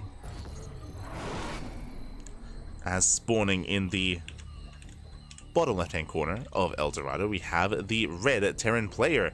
The red Terran himself representing Team Liquid, it is Clem. Leading the series 1-0, and spawning in the bottom right-hand corner, we have the red Zerg player from South Korea representing Team Falcons. Down in the series, we'll see if he can bounce back and force the ace match. It is Rogue. We go. Now, the last time we were on this map, we did see Bunny go for the goal base as a third and turn this into an 8 racks. I can see Clem doing that as well. Doesn't need to, but I can definitely see that being on the table. If you were casting ByuN, I would assume that ByuN would also take the gold, but from the other side. He's very fond of just expanding on location and taking the gold base alongside the gas as well. So we'll see how Clem will approach this. Likewise, we'll see which base Rogue takes. Does he mine through the patches and expand towards his opponent, or does he expand away, giving himself as much breathing room between himself and the Terran?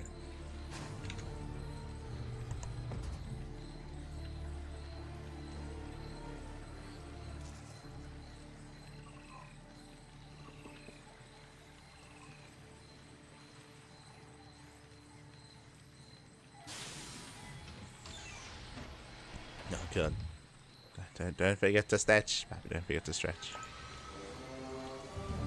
So I'm still waking up. I woke up like 15 minutes before the cast. No, not gonna lie.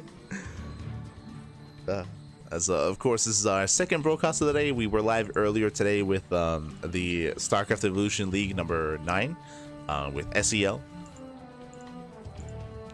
I was just working on VODs. Then I went to bed. I got like 3 hours of sleep, around 3 hours, and we do it all again. We rinse, we repeat. Of course, tomorrow we're gonna be live tomorrow morning with the Biggest Roll Monday. Biggest Roll Monday is tomorrow morning, and tomorrow evening should be the Enki show matches. Finally, we can get around to the Enki Pro Series and to the Enki Epic Series as well. Looking forward to it. Tomorrow we're going to be casting Clem versus Dark in a best of 9 and ByuN versus herO in a best of 9 as well. So 2 best of 9s back to back. It's going to be crazy. That'll be tomorrow. For now though, Clem, he does check, he does confirm. Rogue is forced to expand elsewhere, taking the northern base. Lings, they do get across the map. Oh my god, they pick up an SEV. Nice pick up. They delay the command center, so Rogue, he does disrupt the build here of Clem. And Clem, this time, 3cc. Remember, last game we had a 1-1-1 out of Clem. We had hyper aggression. Not this time, though. This time going for a faster third base into a more economic build. Oh, hello. As Clem is quite fond of this, and we do confirm second racks. So it's going to be a 3cc 2-1-1. If you remember, we actually saw this from Bunny. Bunny did go for this build, I believe, in game number 2 against Rogue.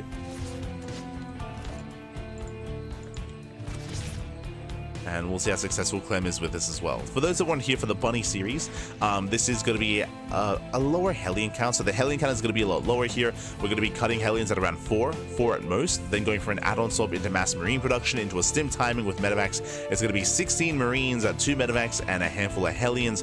It's going to be a later timing here. This does mean that Rogue can spread creep more freely. It does mean that the Hellion count is going to be lower, of course, as here comes that add-on swap into mass Marine production.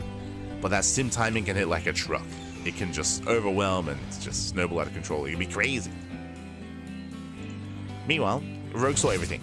As a reminder, Rogue, he did confirm everything in the main base. He knows exactly what's going on, and he responds with a Roach Warren. So really safe response here by Rogue. Roaches, they can be quite tanky. They can trade quite well against these ByuN move-outs and these stim timings. So we'll see if Rogue will have enough. As Clem, he tries to sneak by, but alas, the Queens are in position. Oh my, I spoke too soon! One Hellion breaks out. We have a 4 behind this. Very nice defense by Rogue. He shuts down the dive. He shuts down the Hellions. And remember, there weren't many Hellions to begin with. There was only going to be 4. Now down to 2. 2 Hellions remaining. Rogue is going lair first. I mean, I say lair first. After the Eva chamber setup. After the wall.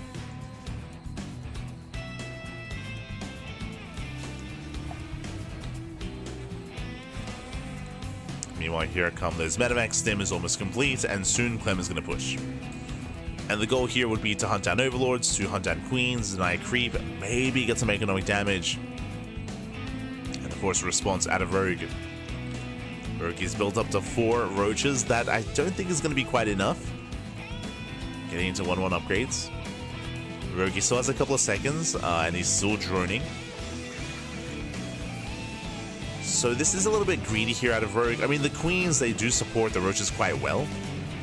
So I think Rogue can still pull off a defense, but again, it's going to be a close one. As Clem breaks out, he does rush past the Overlord. Rogue getting in position. He's got his Spore here in the main base. He's got his queens as well. He's got now 6 roaches, soon to be 8. Yeah, 8 roaches for Rogue. Medevacs boost in. Spore does deflect. Then he will still unload. He gets a roach. Gets 1, gets 2. It's not 2 roaches. Not a bad start. Okay pickoffs. But again, nothing major. As we mentioned, like, roaches are just really robust. They're ideal defensively. 2 Hellions, they poke into the mineral line. They get 3 drone kills. Nothing major. But they cause a distraction.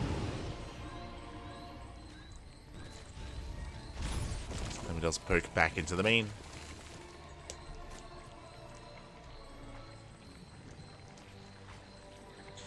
And he pulls up ByuN. He goes for the gold. He goes to the gold on the top side of the map as well. So a little bit greedy here from Clem.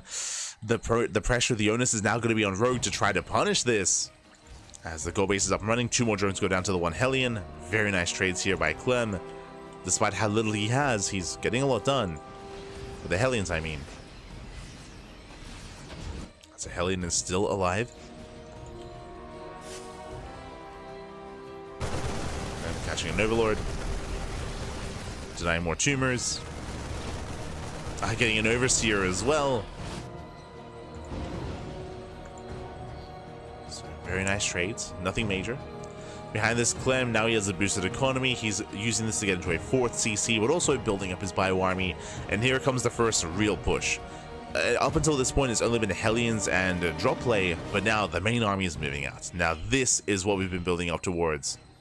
Stim is done. 1-1 just finished off for Clem. A very strong 1-1 timing, hitting just before 8 minutes. Now Rogue has been amassing Roach Ravager. And one of the strengths of Roach Ravager, of course, is to be able to bow down those tanks and to try to punish the army being sieged a little bit late. But the tanks are pre-sieged. Clemmy sims in. Ooh, we'll lose that medevac to the piles. Not bad. Medevac goes down. And Clemmy backs off. Backs off, he pulls away. Doesn't like what he sees. Meanwhile, Rogue here successfully drawn up to 80. Oh my god. 80 drones for Rogue. Rogue is about to max out. Clem, he does need to trade with this army. Now, bearing in mind the soup does lie. Yes, Rogue is max, that is true, but this is inflated supply with the roaches. As roaches are very supply inefficient. Does try to get this around. Yeah, the tanks are exposed and every single tank is going to go down. Massive pickoffs. Takes down the tanks. Viper comes in. Doesn't quite get a blinding cloud off. See, Clem, he doesn't want to back off. He doesn't want to retreat.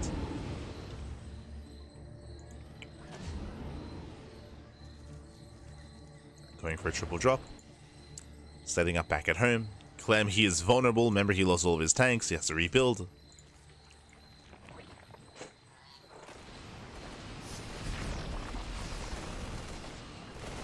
Oh, so he picks off a base. Not bad. I believe that was a kill. No, cancel. Was a cancel. Clem does push forward. At the same time, going for a drop on the top side. Clearing up creep. No major damage outside of the denied expansion. Oh. Powerbomb pops off.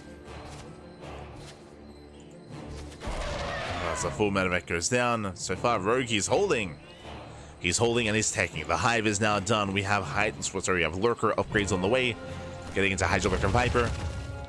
And Rogue is turtling up. And we spoke about this during the Bunny series as Rogue, he doesn't trade too well here, trying to push into the concave. And bleeds out a lot of roaches. Likewise, Clem overextends. But we spoke about this in the Bunny series, where Rogue, he's a little bit weaker in the early to mid game, but the late game, maxed out Lurker Hive Tech army is where Rogue thrives. Like, that is where he can really get into his final form and really look impressive. And he's there, like, he's getting there. Clem, he's failed to break him. Clem taking his 4th base. We see Rogue trying to take another expansion. Shouldn't be able to. So far, Clem has done a great job of just denying the 5th base of Rogue. Time and time again, the 5th base is denied. And moving in. Does move in, catches the queen, takes in a gas geyser, nothing major.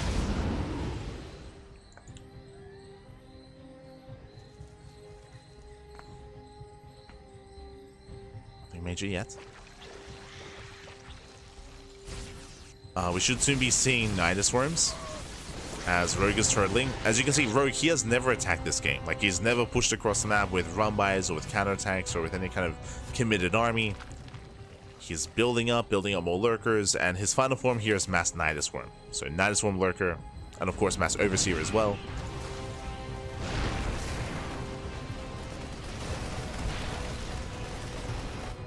When it comes to this Lurker Nidus style, you could argue that Rogue has the best version of this in the world. Especially because it's a style that Raynor and herO don't really embrace themselves. Not as heavily.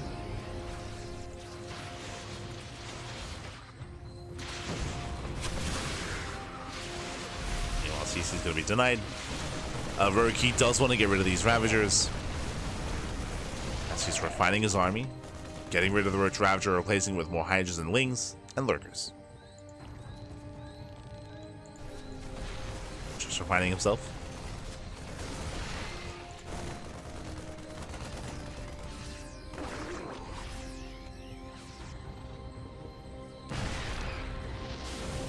As we're getting across the map, Planetary's in position, the Lings, they do nothing. Rogue, he's waiting for his 3-3 upgrades. So he's just waiting to max out, waiting to build up his lurker count. 3-3 upgrades. Adrenals on the way. There we go. Double Nidus into the main. And Clem, does he notice this? Does he spot this? Remember, he's maxed. Clem, he has no free supply. Uh oh. And the Nidus Worms are about to finish. Clem, he doesn't respond. Clem is going all in. Does snipe the Lurkers. He's going for the kill. At the same time, Lurkers, they bust into the main. And at this point, base trade. At this point, it's going to be the base trade. Nice spread, nice snipes. Lurker after Lurker going down. At the same time, Rogue, he's on top of the production, catching out Ghosts. But can Rogue hold? Can he defend? He's got 7 Lurkers. 7 Lurkers go so far. Clem, he does race back home. He races back home. Once again, not the best trades. Oh god, oh god. Not the best trades. Rogue does punish some of the ghosts. It's going to be one. That's going to be almost 2 ghosts going down the retreat. Lurkers are still in the main. Clem having a hard time here. Lurker at the goal base as well. Reactions are falling. Nice snipes. Nice ones. They're finally going to be cleaned up. But again, Rogue, he was able to just buy time, force his army, force his opponent back home, build up his own economy, and remax. Remax, rebuild with all those Lurkers.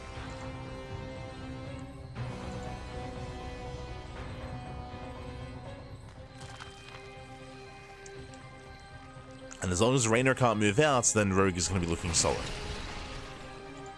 As he's setting up with his Nidus Worms once again.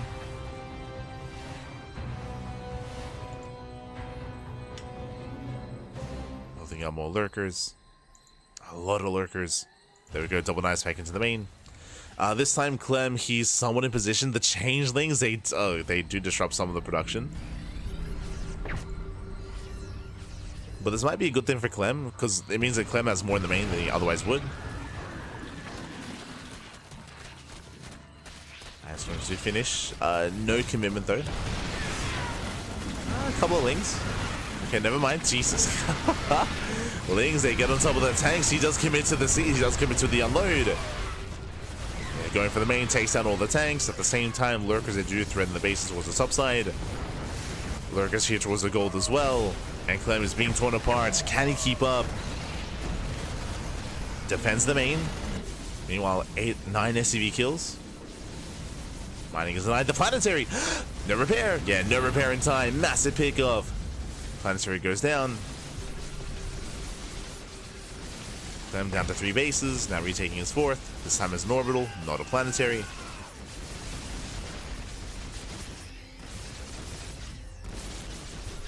Meanwhile, the doors open. Lings, they keep flooding in. Going for SCVs, going for the mineral line. Workers are going to be cleaned up. Nothing major out of Rogue, but he does get 8 SCVs. 8 SCVs, Nidus finishes. There's nothing in the Nidus. No lunkers, not this time. Rogue is still just massing up his army. Back into lurker production. Now, Clem does hold. Clem, he has taken a lot of losses, that is true. His production is a little bit messy as a result. Likewise, his economy is not what he wants it to be. 57 workers. That's not a lot. Not a lot of workers here for Clem.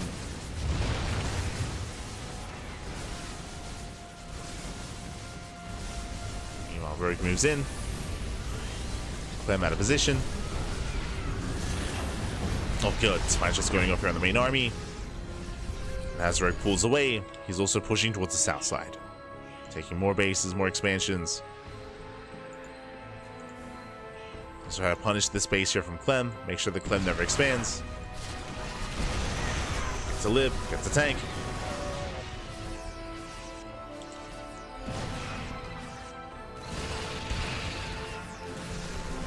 Clem, he is slowly establishing that base. We'll see if we can get up and running. This is 6th base. Clem now has got a robust army. Died us into the main base. Clem does still have some production. I'm hoping. There we go. Does load up. Lifts into the main.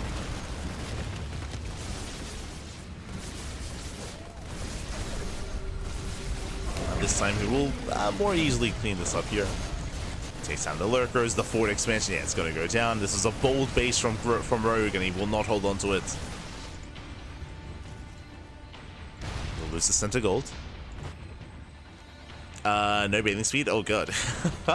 Heavily delayed bathing speed. I don't think that's intentional. So it looks like that was forgotten.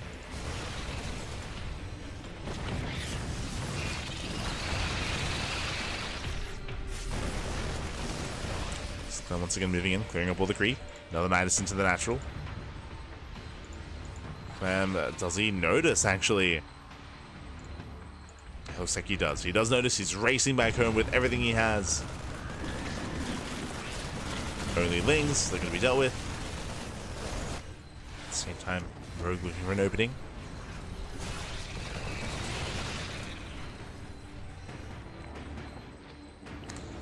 Looking for a way in.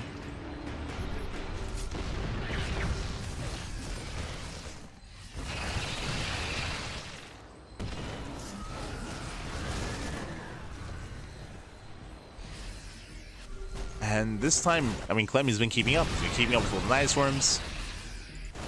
Keeping up with most of the rotations. Rogue is coming towards the top side. Once again, punishing this mineral line. But Clem, he has a kill into the bank. This time he has a bank. He can withstand this. Massive snipes going off. The lurkers are exposed. Oh my god! The lurkers! Yeah, they're exposed. They're on their own. Massive pickoffs. This time Clem was in position. He was ready with the ghosts.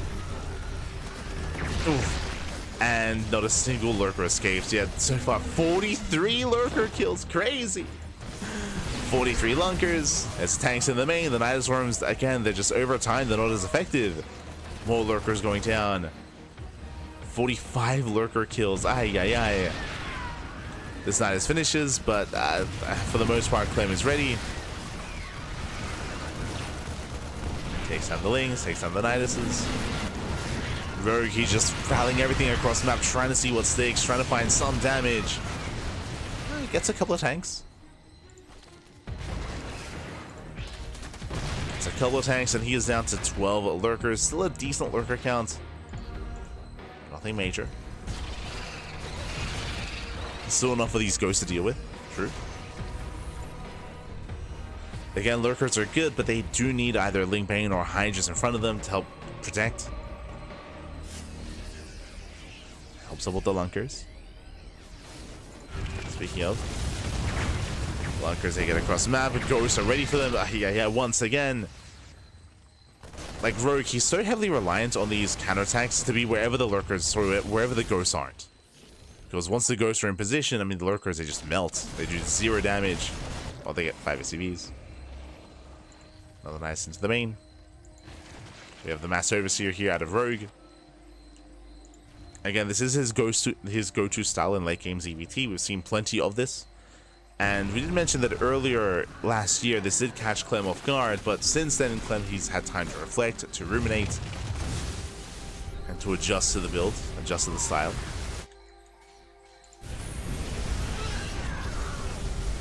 The Raiders moving in, catching up more of these lunkers. Oh, God. And Clem has just been so efficient. We're trying to go for the kill. Commits with his banelings, takes down a CC, takes down 3 tanks. That was everything. That was all of his Ling Bane.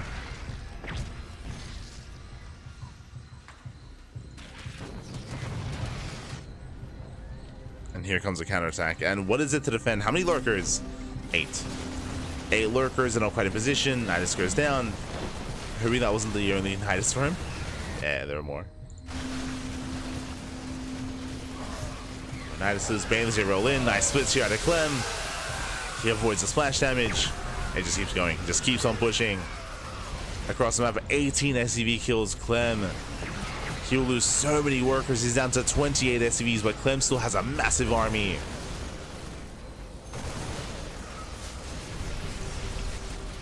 Clem's all in. At this point, Clem is all in. Everything's on fire across the map. Lurkers are not at home to defend.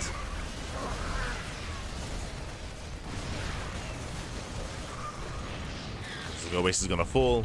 Rogue, he races back home.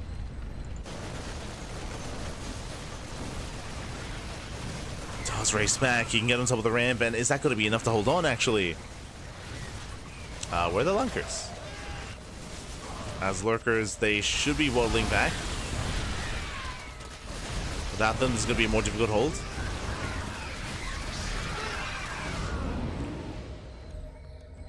Does force back the buy, does force the pickup.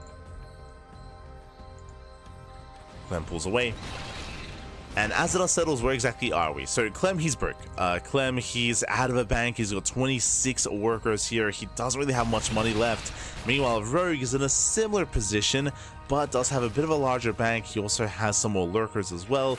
It's still a very shaky game still. So very shaky, very scrappy.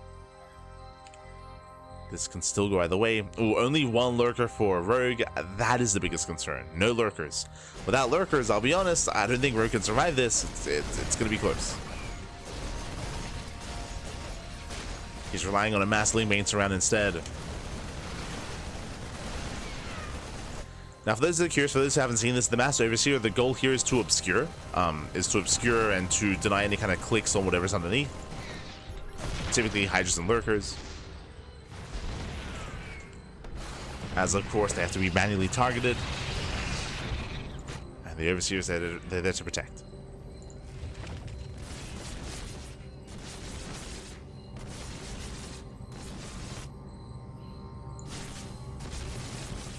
As once again, the lone lunker. Oh my god. Lone lunker, he was trying. That was the final lurker, so 0 lurkers left. It's just pure Ling Bane Hydra out of Rogue. Which won't be amazing at breaking these entrenched positions, but as you can see, Clem only has a half or a portion of his army down here.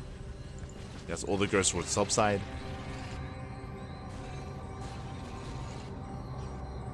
This can still work out here for Rogue. And there we go, he commits. He's going for the planetary. Commits in. Planetary's going to go down, and he does surround the tanks as well. Nice snipe. Takes down the expansion.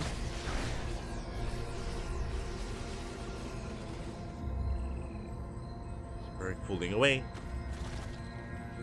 This is allowing Clem to recover economically though, but he doesn't have an expansion, he doesn't have any more bases. So inefficient mining here out of Clem.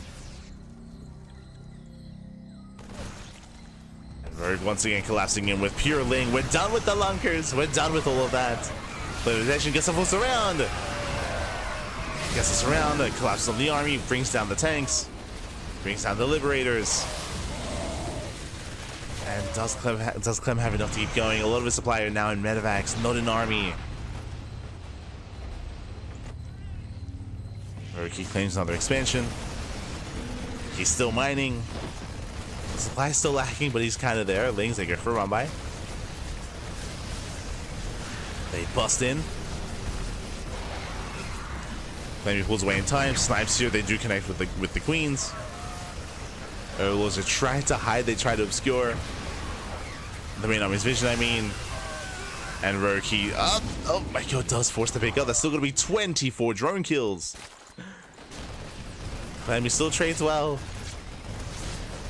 Clem still has that economic lead now. Well, now I should say.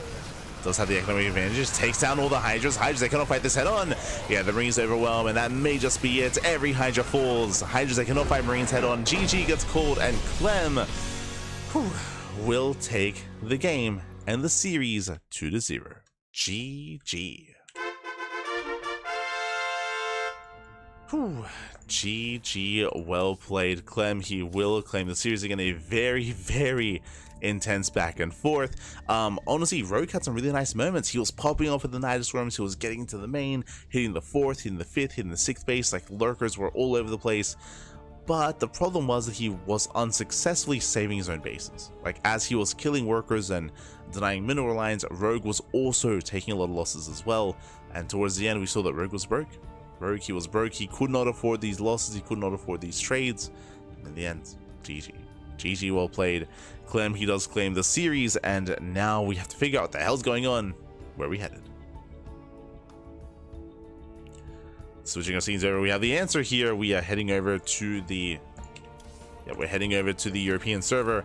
We have Clem. Clem takes down Rogue. MaxPax takes down Classic. And up next, we have Clem versus MaxPax in the semifinals. herO is still waiting for his opponent. Solo took down Percival, and Solo versus Cure is currently ongoing. Is ongoing.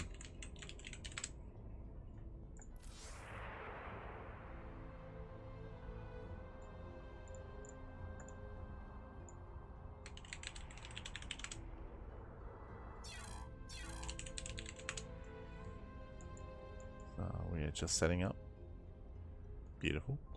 But yeah, so GG well played to Clem, does advance on into the next round, and now he's up against the European Protoss player himself. Vetoes are underway, and once they are done, we're going to be jumping into a fresh best of 3 between Clem and MaxPax. We will see you soon. We'll see you soon after this short break. We'll see you soon after the short break. When we come back, we'll have that TBP. See you soon, Pappy. See you soon.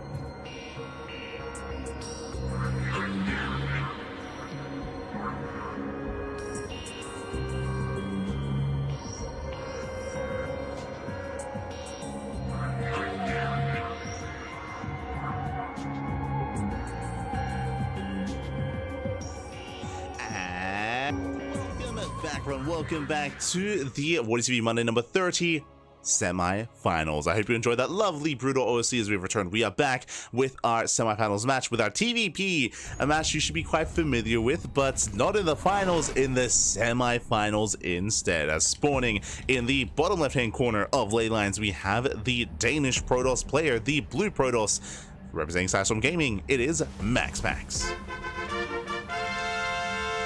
And spawning in the top right-hand corner, we have his opponents. We have the French Terran player, the red Terran representing Team Liquid. It is Clem. And if you're in the chat, you know what time it is? Pappy. It's Gamba time. It is Gamba time. Place your bets on who you think will take the series. Best of luck in the chat as we jump into our semi-finals match, into our best of 3. Here we go, so best of luck in the chat with those predictions. Coming into this, of course, Clem, he is the heavy favorite to win the entire tournament. He's the world champion, he's the best player in the world, he's the favorite player, but we have seen a couple of notables bring him down in the past. One such notable being MaxPax. MaxPax, he has brought him to Clem in the past. He is one that can contest against him. Again, the strongest Protoss player in all of Europe, arguably the strongest Protoss player in the world, and we'll see how he compares. We'll see if we can bring him down and stop his reign of terror. Let's go. Let us go, Pappy. Let's go. For now, double gas opener out of Clem, going for the racks into factory. Meanwhile, MaxPax just going for a standard opener himself. Nothing too crazy out of the Protoss, but a more aggressive start here by Clem. And we have seen, in general, Clem take a more aggressive approach to MaxPax. We have seen quite a lot TVP be very momentum-based matchup. And it's one of those things where Clem, he does very often try to fight for that map control early on and try to fight for that momentum to make sure that MaxPax doesn't get a comfortable start in a TVP. So this can lead into Reactor Reaper Hellion, this can lead into Hellion drops, this can lead into early Cyclone, early Tank drop as well. We are loading into Ley Lines. Ley Lines is a bit of a larger map. I mean, I say it's middle of the road. It is larger than Whispers, larger than El Dorado, larger than Sandworm, for example. But, you know, we'll see if Clem does commit to something more committed here, as it is smaller than some of the other, you know, massive macro maps out there. Ooh, hello. Speaking of being aggressive, I was talking about Clem, but really I should turn my attention to MaxPax, as MaxPax does open up with the proxy pylon, setting up for potentially proxy Stargate. herO is very fond of proxy Stargate here against Clem on ley lines. We'll see if MaxPax pulls a herO. There it is. Ooh, gateway, not Stargate. Okay. So proxy gateway, so he's going to be reinforcing across the map. With this, the goal for MaxPax should be to fight for control of the natural. Let's go. So MaxPax is going to be the aggressor early on from the side of Clem, 1-1-1 into what looks to be a Widowmine drop setup. It's building up to it. We saw something similar, if you recall, earlier against Creator in the Creator versus Clem series. Let's see if that continues.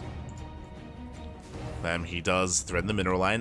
Nothing at home to defend, just one adept. Yeah, probe's going to be going down. He gets one probe so far. They line up. Oh my god, they do line up, and so far 3 probe kills. Very nice damage, going for the adept as well. Mining is denied, and this is a very rough start for MaxPax. Not like this. He does get across the map. He will try to delay, but the mine shot goes off. The CC will survive, the SCV will survive, and MaxPax, he's in a really rough position. He's in a rough position. He will lose the adept. Reaper dives in, gets a full scout, no tech, no nothing. That is a bit of a sign. Reaper does not get behind the mineral line, and there's a lot of pressure on MaxPax. There's a lot of pressure. He has to get some damage done here. Clem going for a drop. Oh my god. Moves out for a drop. Adepts, they do move in. SCV's under fire. Clem, he's forced to turn around. He turns back around. Hellion goes down to the Stalker. Widowmine's trying to keep up. Clem, he was out of position. So far, good damage here by MaxPax. Gets 2 SCVs. Takes down 2 SCVs. Likewise, trying to bait out that mine shot as well. Oh my god. As more boys are being pulled, more SCVs going to be going down. Stalkers are coming from behind. A massive connection, though. One Stalker falls. And it looks like Clem, he will he holds on, though. We're warping in 3 Stalkers at a time. That's a lot of Stalkers. But they have no blink. They have no blink. Tank is in position. Ooh, the tank does punish. Clem holds. Yeah, Clem holds with the arrival of the tank. It looks like Clem, he will maintain control of his natural. He will bleed out 4 SCVs. And MaxPax will recover. He's been chronoing our probes back at home. He's back up to 2 base saturation, 38 workers. Not bad. Not a bad positioning for MaxPax. Things were looking dire for our Protoss player, but it looks like he is recovering. And now we have a game. We have a game. We have a back and forth. We can calm things down. Whew. We can take a breath. We can take a breath back. Yeah. Likewise, Clem, he does sneak out with a Marine drop. Purely Marine. Third base now on the way for MaxPax.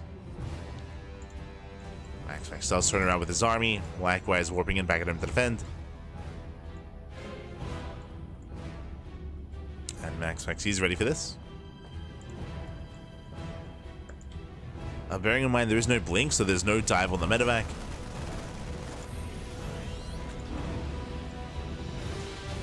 Medevac does confirm the third base timing, but for all intents and purposes, MaxPax, for the most part, he has map control, and Clem is stuck at home until he finishes up the upgrades. What upgrades? Stim. Waiting for Stim, waiting for +1. Once these upgrades finish, then Clem can break out. Until then, MaxPax, he can cut corners, he can be a little bit more greedy here. Focus on saturation, focus on building up.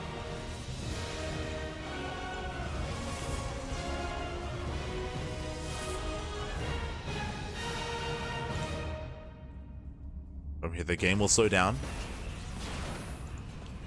Slow down. Looks like a 2-base all-in. Okay, Clem, let's go. The aggression just does not end. Now, the reason why I say 2-base all-in, do you see what I see? I see 2 more hidden Raxes behind the natural mineral line. Now, it isn't just that we're building up to a 5-rack setup. It's also the fact that they're pinned against the wall. No add-ons. 0 add-ons here. Oh, hallucination does confirm. Yeah, massive scout from MaxPax. He knows. He sees. He knows. He's aware of what's going on. Does see the extra hidden Raxes. And back at home, he throws in a massive gateway explosion himself. Now, does Clem pull the boys? That's the question. Does he pull the boys with this? Regardless, is hyper committed. Yeah, moving out ahead of time. Stim is not yet done, but time is of the essence. He cannot just wait at home. He has to go. He has to go. He has to send it. It's all or nothing for Clem. Remember, there is no third CC. Still just rallying. And back at home, Max actually throws down the bay, getting ready for Colossus production. Ooh, the Raven taking a lot of hits, taking a lot of damage. And Clem, he has to get damage done here. He has to break the third. If he doesn't, that's going to be it. He has no longevity in this game. Zoltek catch reinforcements. A Raven goes down, massive pickup. And the force fields, they slow down the push. Yeah, they slow down Clem. Tanks, though, they're moving forward. They're getting within range of the Nexus. Again, Clem, he needs to kill this base. And it looks like he might be able to. Gets the Immortal. Takes down the Immortal. Cleans up all the Zealots. Tank Voyager on the Stalker. Zealots are coming from behind. 1 tank goes down. There's 1 tank left. There's 1 tank remaining. Reinforcements are soon to arrive. The tank is exposed. It's going to go down. Massive pickup. Down to 0 tanks. But Clem, with this two base all in, it looks like he has enough. Yeah, he's overwhelming. He's overwhelming MaxPax. The Warpins are barely done enough. The Colossus is only halfway done. It's not done in time. And MaxPax has been broken. He has been broken here. Clem, he picks off all those Zealots. Now picking off Stalkers as well. I mean, the Colossus may pull off the defense, but it's going to be so close here. As MaxPax is heavily reliant on that Colossus. The Voids are being pulled into Void Mines. Oh my god. Yeah, the Colossus arrives, but there's no support. There's 1 Stalker, 3 Zealots. It's not enough. Tank rallies in. Clem, he has pulled this off. He has broken MaxPax. Again, ignoring the base, going for some Stalker pickoffs. Boys being pulled once again into Widow Mines. They bait out some shots. They bait out some of the shots. And there's just not enough. There's just not enough here.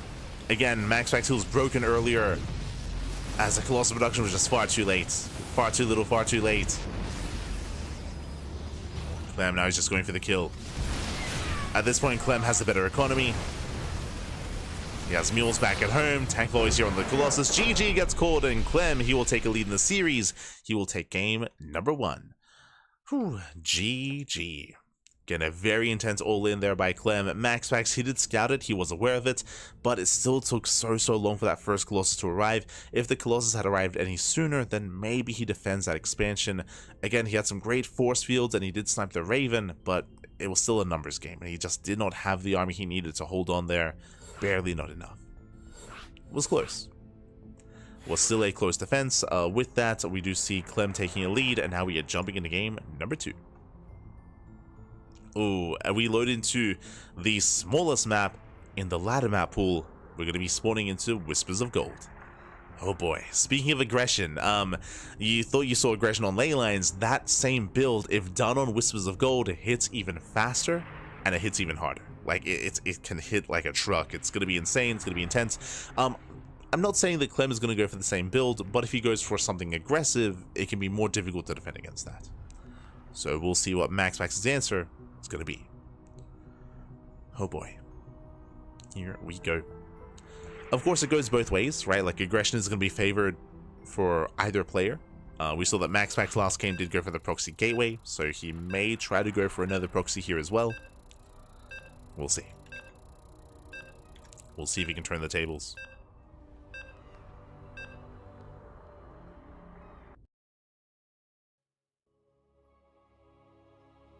As we are loading into game number 2.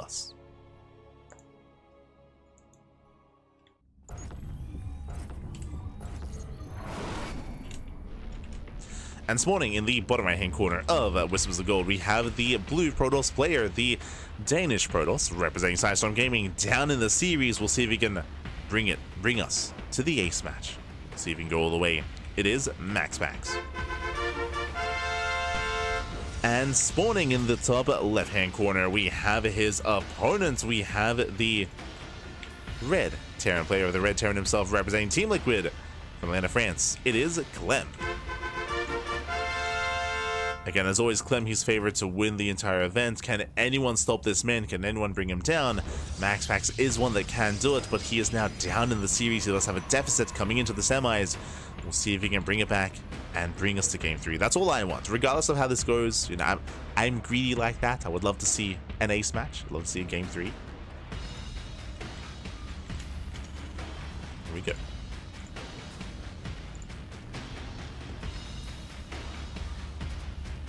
Go. As once again, double gas opener out of Clem. We saw this led into an early 1-1-1 into an early drop play, or early drop play from Clem in game 1. We'll see what it leads into here in game number 2. It can lead into Reactor Reaper Hellion, can lead into early Cyclones, early tanks, early committed drops. Clem has potential. MaxPax, he scouts, he confirms. Does confirm double gas. He knows. Is aware.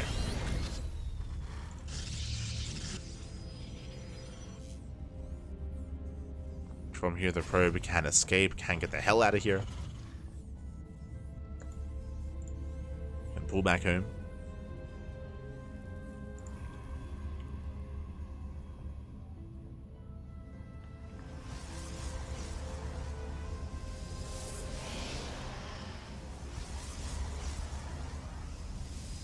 Pull back. And we'll see what tech we go for this time. Whether we go for a Twilight Council, Stargate, or a Robo. Tech options are available here to MaxPax. Can go for either one. If you recall, last game he went for a proxy gateway, so he went for delayed tech. He went for a 3-gate opener instead. With mixed success. It was okay. It was okay. Not ideal. As this time, Twilight Council. Okay, Twilight Council, no proxy from MaxPax. This can be 2-gate blink, 3-gate blink, or 4-gate blink Stalker. Reaper dips in, gets a probe, gets one, gets 2 workers. Very nice damage here. The Reaper goes down, but does get some damage in the main base. Clem, he did see the tech as well, so he got everything he needed. He scouted the tech, and he got economic damage. So a nice start for Clem. Behind this, we do have our 1-1-1. Remember, delayed CC out of Clem, going for a later expansion at the natural. And I would imagine getting ready for some drop play. Tech Lab is finishing up. Do we go for an add-on swap? No add-on swap. But that is an early medevac. What are we going for? Show us the tank. Show us the Cyclone. Adept Scout is denied. Clem going for, oh my god, okay, this is a really brutal build here from Clem. It's very popular on this map, on Whispers of Gold. We spoke earlier about how small the map is, and that is true. It's a very small map. We are getting ready with really early tank production into a follow-up push. Starting off, of course, with the initial Marine drop, but the tank count is building up real fast and real quick. Really tanks out of Clem. Does boost out across the map. Stalker's in position. Medevac taking a lot of hits. Oh my god, taking a lot of damage. Widowmine does borrow. Trying to zone the Stalker away. And so far, nice damage, getting 3 probe kills. Oh my god. Medevac does boost away. Stalker almost going to go down. Widowmine is repositioning. And this is getting a bit out of hand here. That's going to be 5 probe kills. I say 5, getting it to 7. 7 workers go down. Clem, he races back home. And again, he's already got his 2 tanks. He already has 2 tanks. Viking is out. How many gateways does MaxPax have? He's up to 2 gates, so 2 gate blink into what looks to be a 3rd, I'm assuming. Really low gateway count. Okay, he's expanding. Okay, so economic build here by MaxPax. And I believe Clem hasn't really seen too much yet, which is a bit of a tell. As MaxPax is being greedy, he's buffing. Oh, game paused. Do have a bit of a pause. But basically, MaxPax, he's feigning aggression. Like, he only has 2 gateways, so he cannot reinforce. He's going to be trying to contain, poking in, and trying to scare Clem while he expands. As that's happening, Clem, Viking drop. Viking drop into the main base. The Viking has landed. Game resumed. And the Viking waddles in. And there aren't that many warp pins, remember that. And probes are going down. There's the 1 warp in. There's the 2nd. 2 Stalkers in the main. Oof. Getting 5 probes in the main base. Aye, aye, aye. Getting up to 6. And despite the economic build, despite the fast 3rd base, MaxPax is falling behind. He's falling behind. Oh, brutal tank shots. Oh my god. Getting 1 SCV, and there's no way into the main. GG gets called. Clem, he will take the series 2-0. MaxPax, he gets completely shut down. And Clem will make it to the finals. GG. GG, well played. Clem, he will be our first player in the grand finals. Again, just a really rough game there for MaxPax. He lost so many workers. He lost so much he lost so many workers. He lost so much of his economy. And remember, MaxPax, he was going for a greedy follow-up to try to recover. MaxPax, he was being greedy. He was rushing into a 3rd base, but he was just torn apart. And we saw that he was punished for his dive into the main. There were 2 tanks in position. He was completely shut down. MaxPax, he was crippled back at home and crippled across the map. GG. GG, well played. There was just nothing left. With that, Clem, he will claim the series, and we're now getting ready for our next semifinals match. Who exactly is up next? That's a good question, as it looks like we actually don't have an answer to that.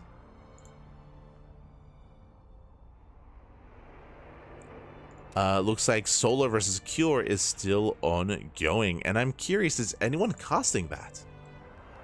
Looks like Steadfast. Okay, looks like Steadfast, he's been covering Solar versus Cure. They're in the ace match. Okay, they're in the ace match. They're in game 3.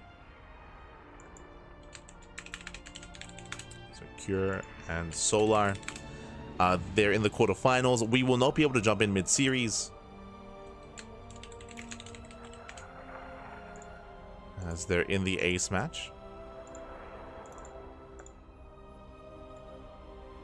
And the winner advances on the face-off against herO. So I should change this actually. It should be herO versus TBD.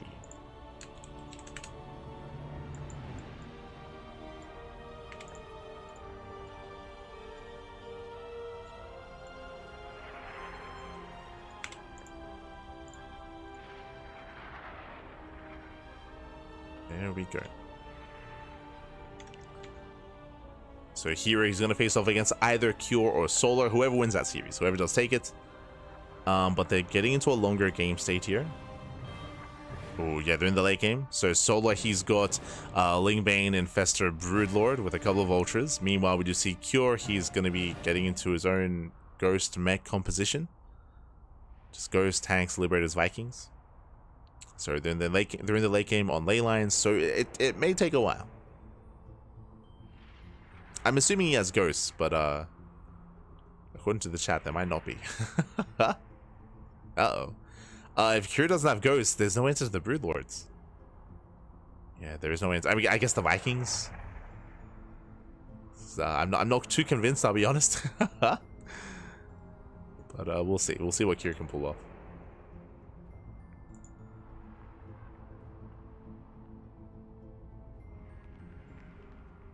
It's actually a very low economic game state here. For now, though, we're going to be going on a break. We're going to be going on a short break. When we come back, we will have herO versus either Solar or Cure. Honestly, it's a little bit hard to call who's favored between the two right now. Cure has no ghosts, but Solar has no economy. Like, neither player really has an economy, to be fair. So it comes down to the final fight. So we're going to be going on a break. We're going to be going on a short break. When we come back, we will have the upper semis and then the grand finals thereafter. So we have 2 series left.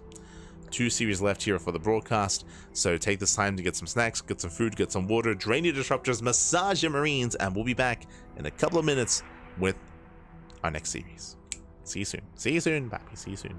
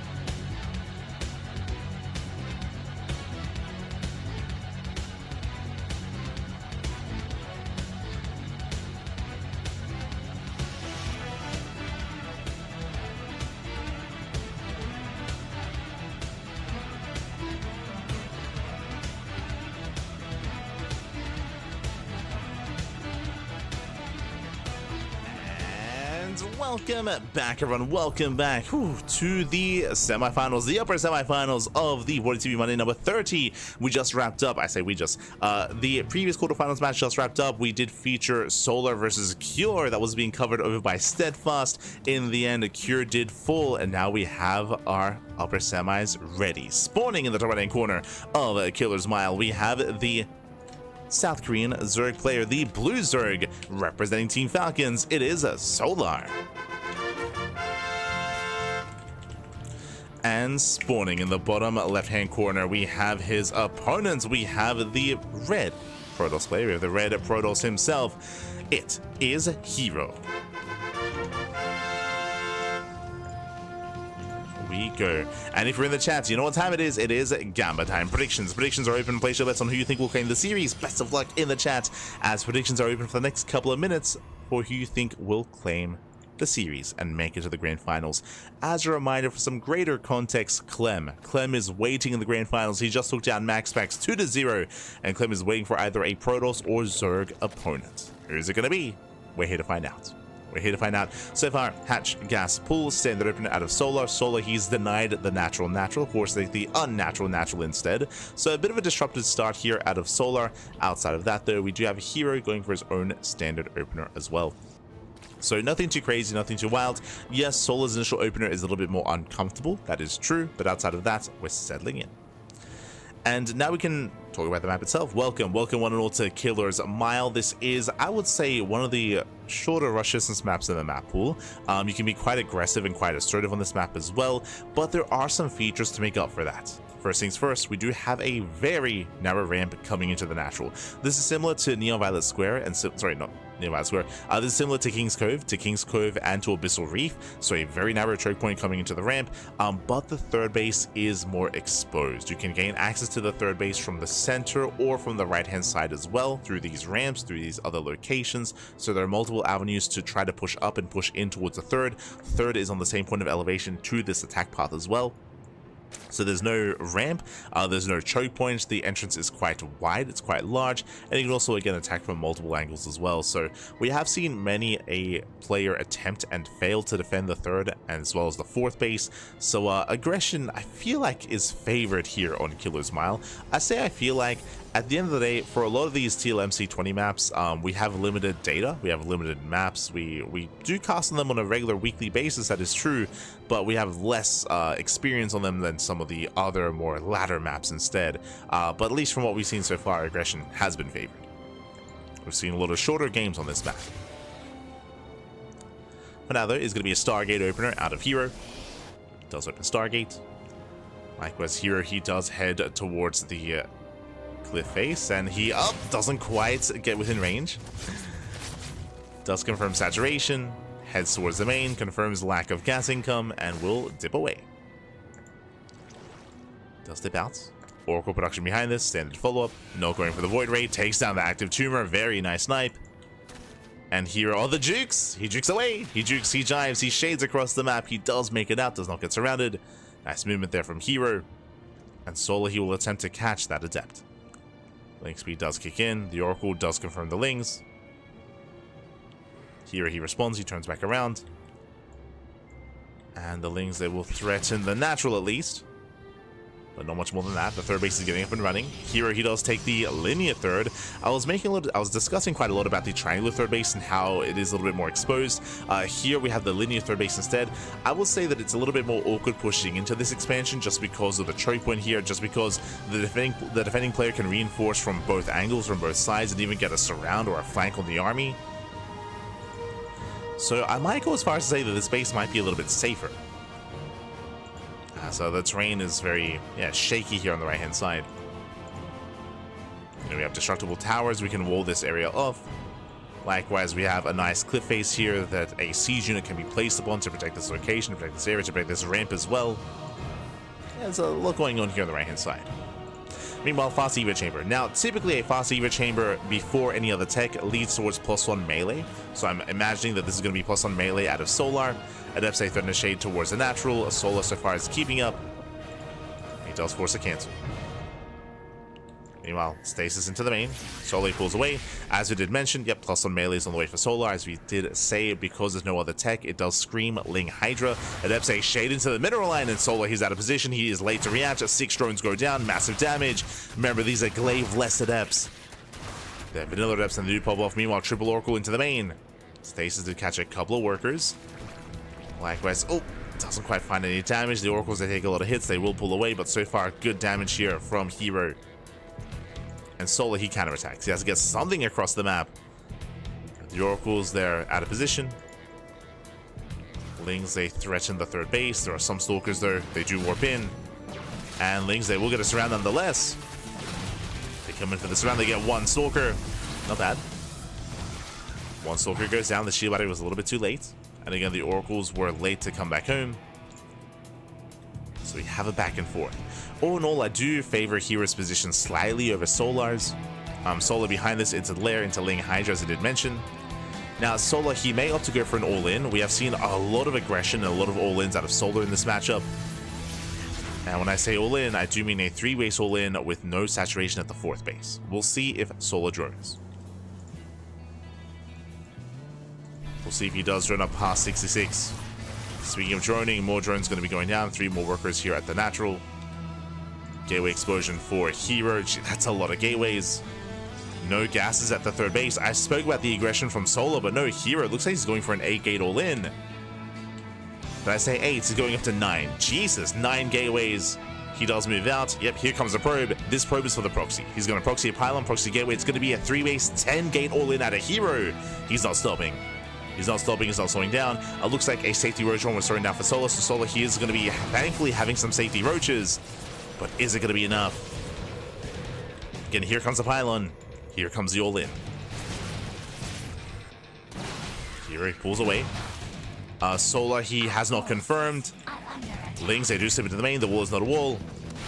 The wall is wide open. Lings, they bust into the main base. Probe's going to be going down. herO force warp in defensively. He will defend, but this will delay the push. This will delay herO.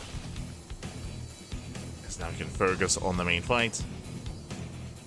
There we go, we have safety shield batteries. There's that 10th gateway. These roaches are exposed. Yeah, brutal losses there. Losing, what, 3, 4, 5 roaches. Another run by once again. The wall is open. It's Este herO. Get in there. Plug it up, Pappy. Plug it up. God damn it. It's still open, by the way. Overseer gets caught out. Ooh, that does supply block Solar. Solar is supply blocked. Remember, the longer this goes on, the better it is for Solar. There's a lot of urgency here for herO. He has to break through this. He's taking, yeah, gases. He's taking his gases. He's taking out of this. The all-in has failed, and now he's transitioning into Storm, into Charge, into +2. But everything that I just mentioned is late for herO. This is all better for Solar. As all the tech is delayed, the gases are delayed. There should be a 4th base by now, but there is not even a 4th for herO. Solar looking good. And it's all thanks to the run-bys. If it wasn't for these run-bys, then herO would have reinforced and would have just kept going. But he couldn't. Could not reinforce the main army. Solar buying more time. herO, he's at least trading, but I don't think Solar's in any real danger here. I don't think he's on any real threat of dying anytime soon. Once again, herO being forced back. Stasis goes up. Vials here bring down the pylon, depowers the gateway. No more reinforcements, no more shield battery, and herO, he has to abandon this position. Back at home, Lane drop into the main. And Solar, now he's got momentum on his side. Now Solar, he somewhat droned. He's up to 68 workers. He's been transferring workers over towards that 4th base. As you can see here, he's transferring. And Solar, he's taking expansion. Okay, he's taking up. He's throwing down another expansion, another hatchery. He's still stuck on Lane Bane Roach Ravager, which is very much so a mid-game composition. It does not scale amazingly into a longer game. So there's no Hydroden, there's no Lurkers, there's no Hive. No Spire. Just purely Lane Bane Roach Ravager. And Solar, he's not droning, so he's committing. This 5th base is just for Larva. And we'll see if we can break herO. Now, Storm is done, true. That is a big factor. Storm is completed. Solar is committing. Remember, still no saturation, still no gases, still no extra drones. Solar moving in. Here comes the Storm. First Storm lands. We have more behind this. Yes, Stasis is going to be going off. Storm's buying time. And herO, he will soon outscale Solar. Solar, he has to end it here and now. As another Storm comes in. Massive connection. Oh my god, the Storms are brutal. Insane Storms. And Solar, his army's crumbling. Takes a lot of Storms to the face. Queens are moving in as well. Again, it's all or nothing for Solar. He has to end the game here and now. Also connect. Solar regrouping. He's got a couple of transfuses. Oof. Clouds connect.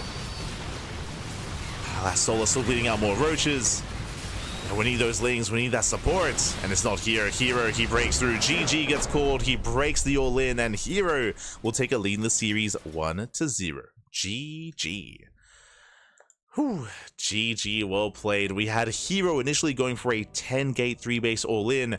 His all-in failed, and Solar responded with his own. Again, Solar, he chose not to drone, he chose not to tech, he chose not to get into Hydras, into Hive, into Lurkers. He chose to commit on Ling Bane Roach Ravager.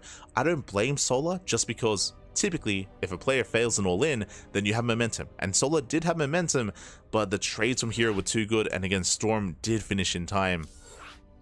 So Solar, he found himself completely committed, completely all-in. The all-in failed. GG. GG, well played. herO, he will persevere, and herO will outscale, taking a lead in the series. Let's go.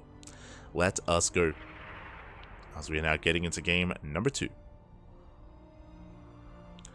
Not surprising. Well, again, we spoke about it, like, Solar was all in. He could still break him, even with herO having the upgrade advantage. What was a big factor there were the Storms. Like, the Storms were brutal on the Roach Ravager, and also just how long the game was taking. Like, the longer it went on, the better it was for herO. Like, time was on herO's side, and Solar, unfortunately, because of the Storms and because of the Stasis Trap, Solar was being delayed when it came to his all-in.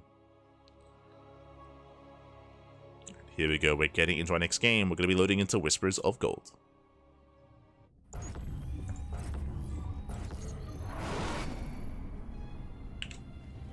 Was all about that board time, and here we go. We're getting into game 2, and spawning in the top left hand corner of Whispers of Gold, we have the blue Zerg player. We have the South Korean Zerg representing Team Falcons. It is Solar. And spawning in the bottom right hand corner, we have the South Korean Protoss player, the red Protoss, leading the series 1-0. It is herO. We go. Now, last game, herO, he did commit into a 10-gate 3-base all-in. I bring that up just because that may happen again here on Whispers of Gold. We did mention now Killer's Mile is a very aggressive map. It does favor aggression, and we saw that in full force from both players. Neither player wanted to macro, neither player wanted to get into a longer game state. I mean, herO was forced into it towards the end as he was going for a fleet beacon. But initially he was all in. Here on Whispers of Gold, even smaller map, even shorter rushes by ground, so aggression is heavily favored on Whispers of Gold. So we'll keep an eye on the gateway count once again for herO. Likewise, we'll keep an eye on the drone count for Solar. Oh, yeah, Solar, he does overreact there. Did try to surround the probe. So a bit of a slip up there from Solar. Meanwhile, Hatch Gas Pool, standard opener. Going for the unnatural natural. And we'll see if herO himself does go for another Stargate. Last game, as a reminder, it was a Stargate opener into Triple Oracle, into a 3rd base. The opener was standard, it was the follow-up that was not. As herO is being as annoying as possible. Just being a nuisance in the main, does mine the minerals, gets the hell out of there.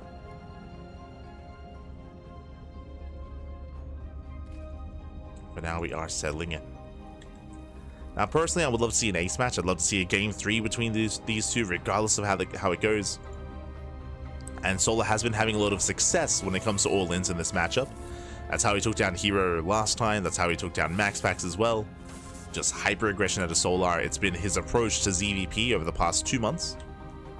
And again, he's been finding a lot of success. A lot of success. I say 2 months, like, I would say maybe like 5 weeks, like 5 to 6 weeks. Has been Solar's go-to.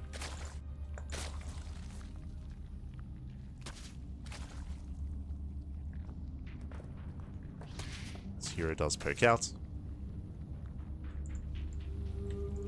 Meanwhile, Stargate open out of here once again. Based on the rally, does seem to be an Oracle opener. Can always switch it up and go into Void Rays, true. Void Ray openers are not uncommon. So hero does have options. Does thread in the shade.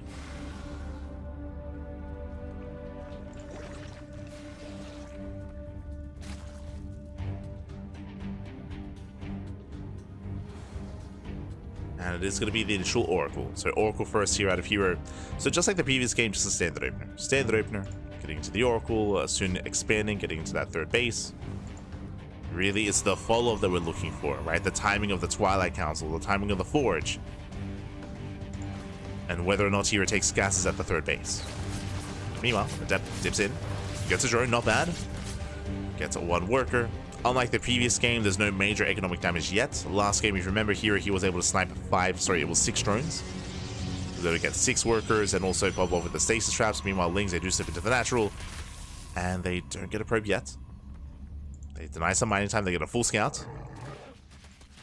Hero a little bit late to react. 1 probe goes down. Not bad. You know, let us say shade into the mineral line, getting 2 drone kills, getting up to 3. 3 drones go down. Nice damage here by hero. He does throw away 2 adepts for this, so not the freest of trades. And likewise, Solar, he gets another probe. So we have a back and forth. Back and forth here. Both players losing Lings and adepts. Both players losing some workers. Well, meanwhile, here he will expand towards his opponent. We'll take the triangular third base. Is a little bit delayed, thanks to the Lings. Is on the way.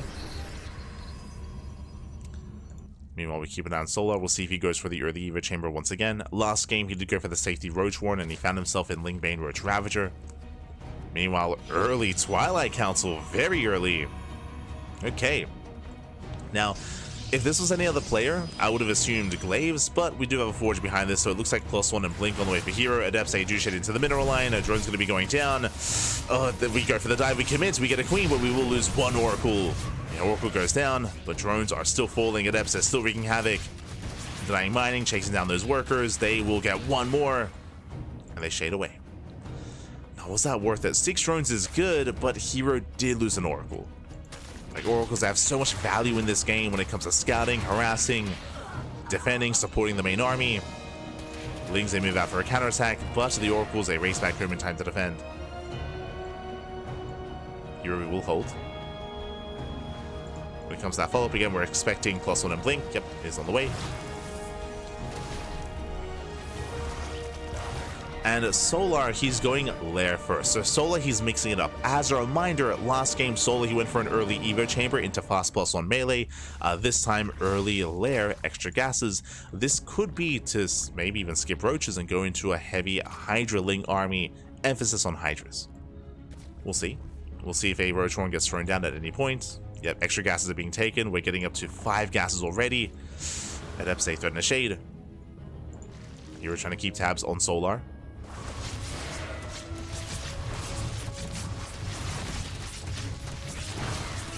Hero poking in. Does shade away. Likewise, Oracle into the natural. Queens are keeping up. The Lair's now done, and we'll see if it's going to be that Hydra Den. As we've seen this build before out of Solar. Yep, it's going to be Hydras. Now, there's a lot to get into.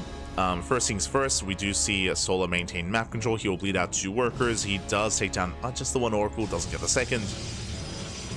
Gateway explosions on the way. But this should be a 3-base all-in. The 4th base is on the way. This should just be for Larva. It should be a Ling Hydra out of Solar.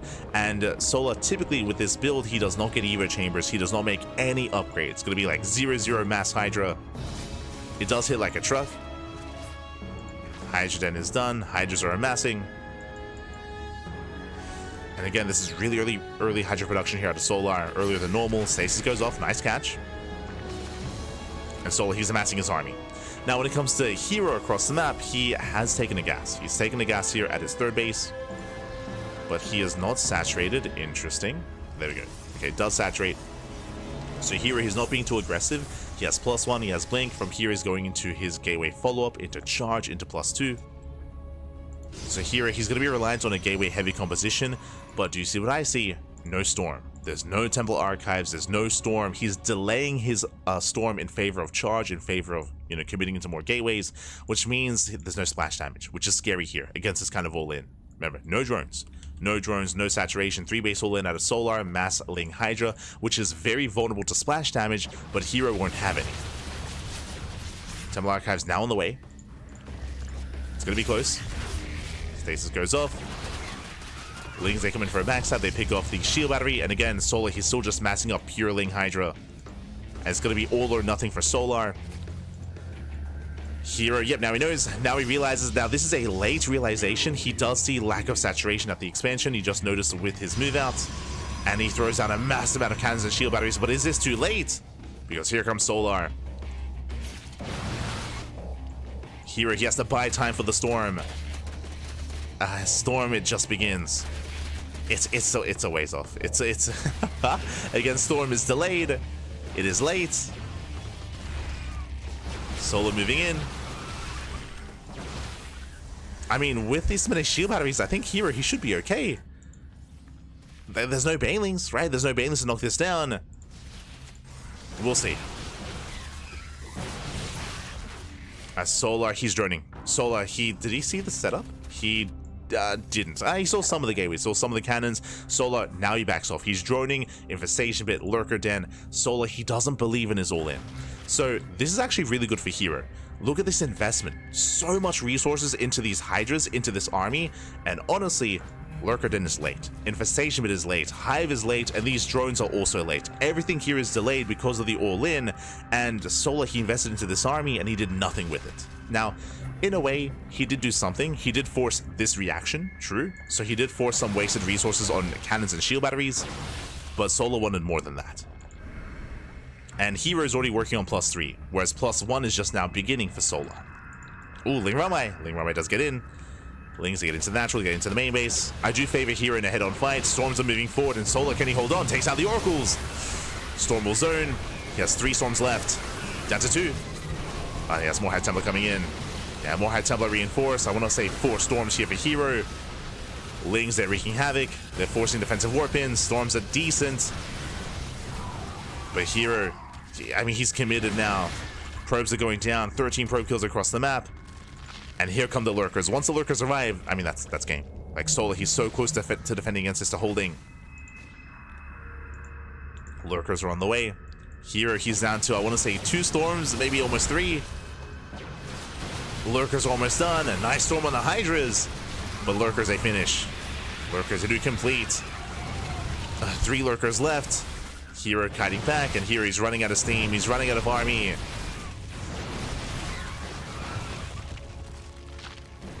As lurkers, they don't care about your upgrades. Despite having +3, I mean, he still cannot break through. Nice storm on the Hydras. Nice storm. Another incredible storm here. Hydra's going down, storm in the mineral line. And the lurkers are out of position. Yeah, lurkers are trying to move in. Lurkers, now they rotate. Base is under fire. Nice damage from herO. But now does pull away. Again, once all the lurkers get in position, herO, he cannot touch this location. Cannot touch it. He has to rotate once again. This time, the lurkers, they rotate with the army. And Solar holds. Solar, he is holding. herO behind this is trying to re-expand. We're getting into a very scrappy game state. Oh, dips in. Going for the expansion. Can he get the base? He can.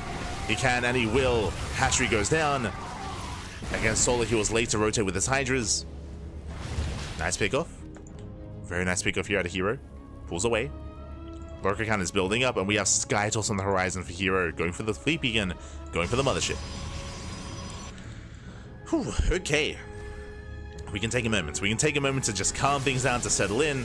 Solar, he's down to 3 bases. Losing that 4th hatchery is brutal. So Solar's economy is going to be stifled. Despite Solar having a higher drone count, the lower base count here is really slowing him down. So herO is still in this game. It's shaky, don't get me wrong, but he's still in this. Stage traps are baited out. Second Stargate's on the way. Again, this is for SkyToss. Now, there is going to be a window in time where Solo's going to be maxed, and Solo could try to break herO before SkyToss. Before the carrier production, we do see the scout here from the Overseer does get eyes on the Stargate, on both Stargates, and on the Tempest. Solo knows. He knows that his army is on a bit of a timer here.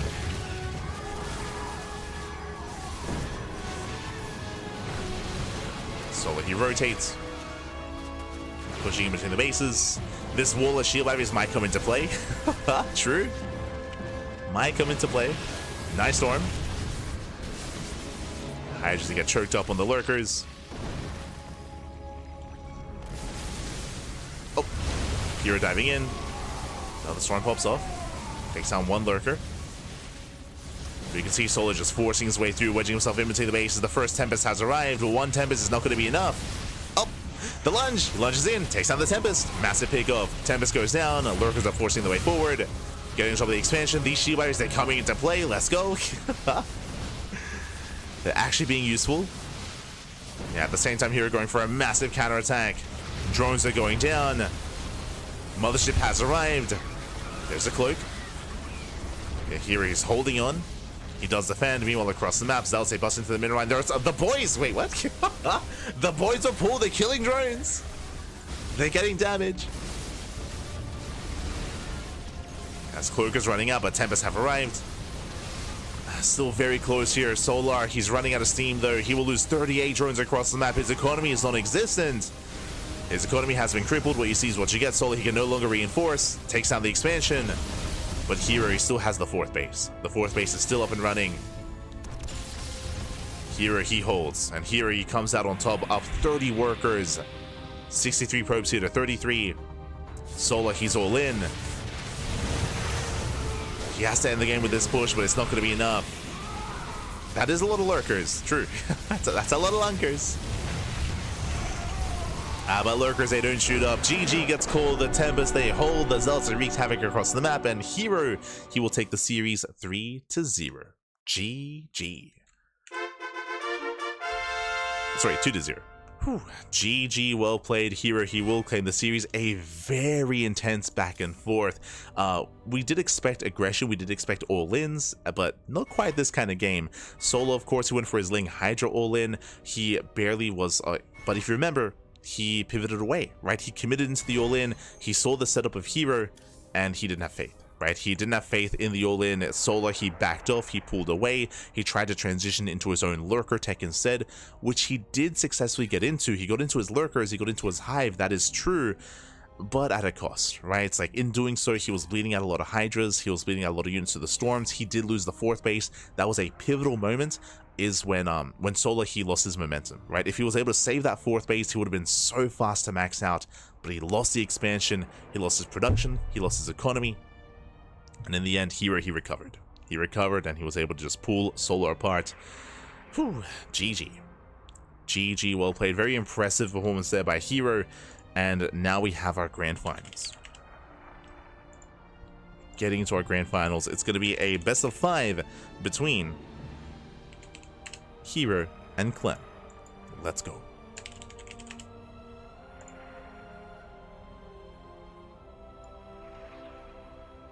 Here we go. We do have our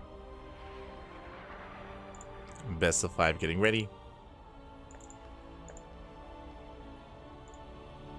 Are setting up.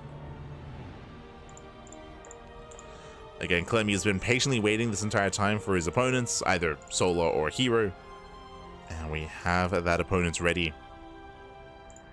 Again, it's been an intense tournament so far. A lot of matches, a lot of really high quality matches as well. Matches that we missed, that we otherwise caught as well. There was just so much going on. With players like ByuN, Showtime, herO, Solar, Cure, MaxPax, SHIN, Classic. The best of the best. A very stacked tournament this week. And now we have whittled down our player base to our top 2. To herO and Clem. Only 2 players left. Oh boy, we'll see who will take it. Now, these 2 players, they do go back and forth. I would say that Clem is the favorite player, but herO, he has been able to defeat Clem more regularly as of late. So we do expect a back and forth. I would be surprised to see a 3-0 in either direction. I expect a game 4 at least. I expect at least a game 4, hopefully a game 5. But we'll see. We'll see, we'll get into it. Vetoes are underway, so we're going to be going on a short break. And when we come back, we'll have the grand finals. We'll have that best of 5. See you soon. See you soon, Pappy. See you soon. Oh.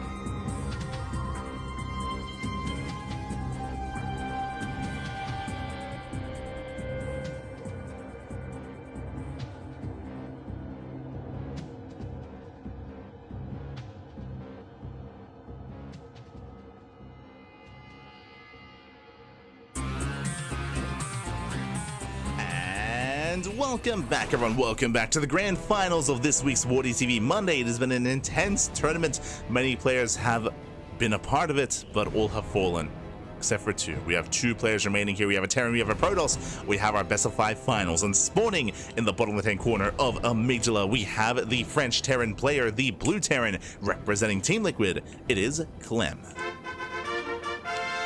the reigning world champion. And spawning in the top right-hand corner, we have his opponent. We have the South Korean Protoss player, the red Protoss, the best Protoss in all of South Korea, arguably the best Protoss in the world. It is herO.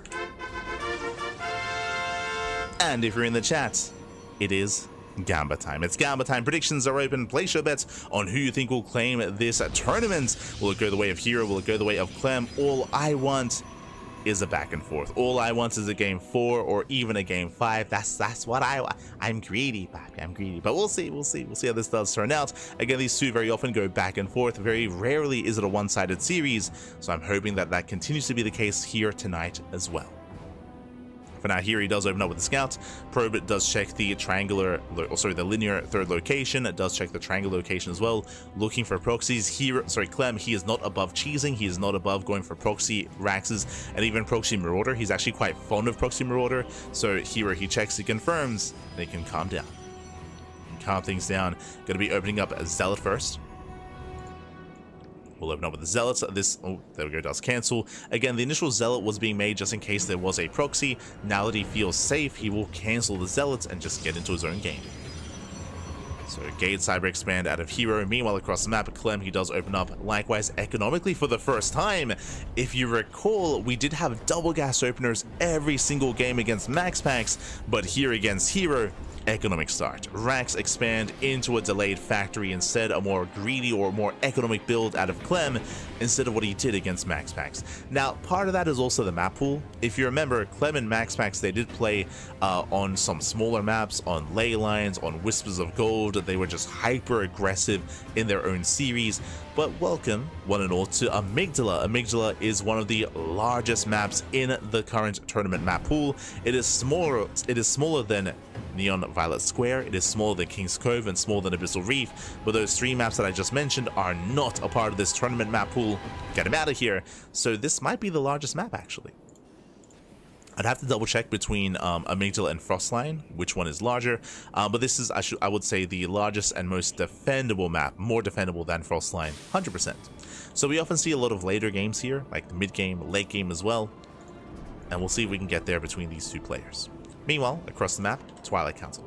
Twilight Council opener, we have our tech of choice, going for Blink, not going for Phoenixes or Oracles or Immortal or Colossus. There's no Robo, no Stargate, just a Twilight Council standard opener out of herO.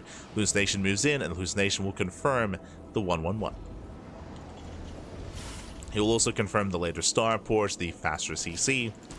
herO, he's now fully aware of the build, fully aware of the setup.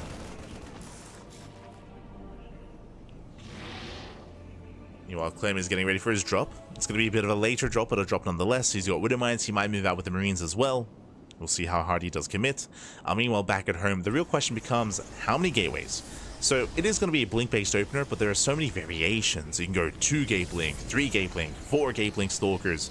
We'll see how committed herO is going to be. Likewise, we'll see if he does take extra gases, as it looks like herO is going for a very greedy build. How many gateways, you ask? 2.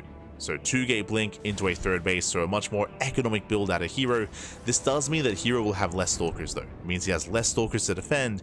It means that he's going to have to be as crisp as possible against this, as clean as he can be. Drop is coming in. Widow Mine does unload. Marines being targeted down. Oh! Yo, I'm loving the bait out here on the mine. Oh, does retarget. And nice retargeting out of Clem. Does not waste the mine shot. The pylon is under fire, and the pylon of the gateway is going to be depowered. Massive pickup. Gateway's depowered. herO again, as a reminder, he did expand. Did take the faster 3rd. And at least herO hasn't taken any economic damage, but he is supply blocked. As Clem pulls away. Clem backs off, back at home, getting to his own 3-max setup, 3-1-1. ByuN into tank production underway.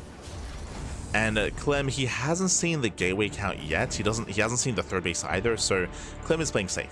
He's got a bunker and a tank on the natural. He has a tank soon in the main as well. So he's just securing himself, getting ready for aggression. We know that there's no aggression coming, but Clem doesn't, so he's playing safe. So a very safe setup here out of Clem. Meanwhile, the medevac has not been found. Here he's hunting for the medevac. Hunting for any stray units. Take over the Zonaga. Thankfully, there are 3 Stalkers in position. Here he's ready. Likewise, back at home, getting to charge. So he's going to stay on a lower gas count. He's going to earlier charge and +1 into delayed splash damage. Which, again, you can afford to cut corners on a map as large as Amygdala. Like, I feel like the map is very much so coming into play here, where herO, he's been cutting a lot of corners. It is viable to do so on Amygdala.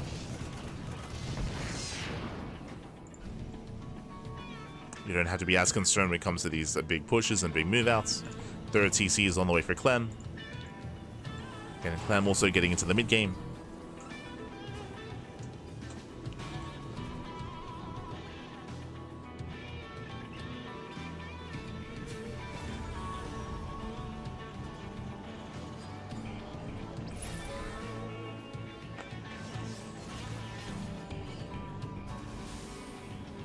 Is building up. For now, we do have a bit of a lull though. We have a lull here in our game where herO is just saturating on 3 bases, Clem just saturating on 2 bases, waiting for his 3rd CC. When Stim finishes and when these upgrades complete, then Clem can break out and claim his 3rd. Until then, we're stuck at home. Clem is stuck at home. Here, I believe he won't be able to touch that medevac. Does spot it though. Did catch a glimpse. Now that the 3rd base is getting saturated, herO is taking up into Colossus. Remember, he delayed his Colossus production, but he gets away with it. He gets away with it.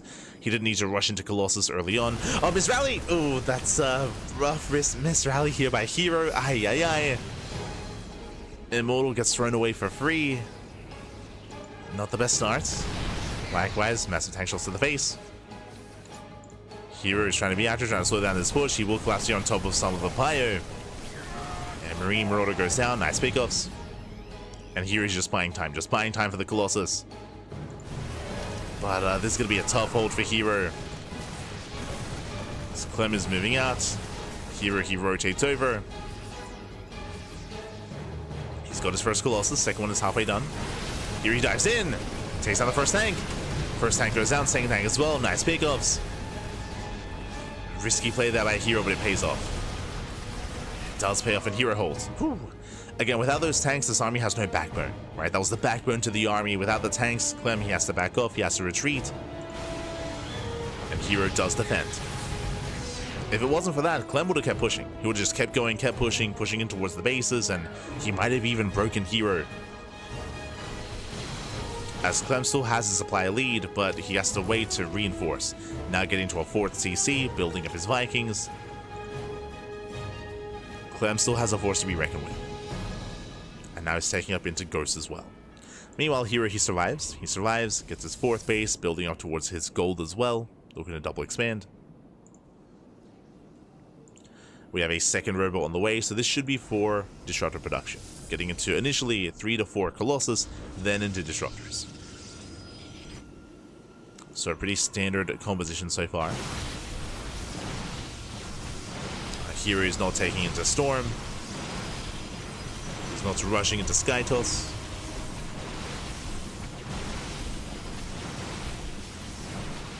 So far just settling in.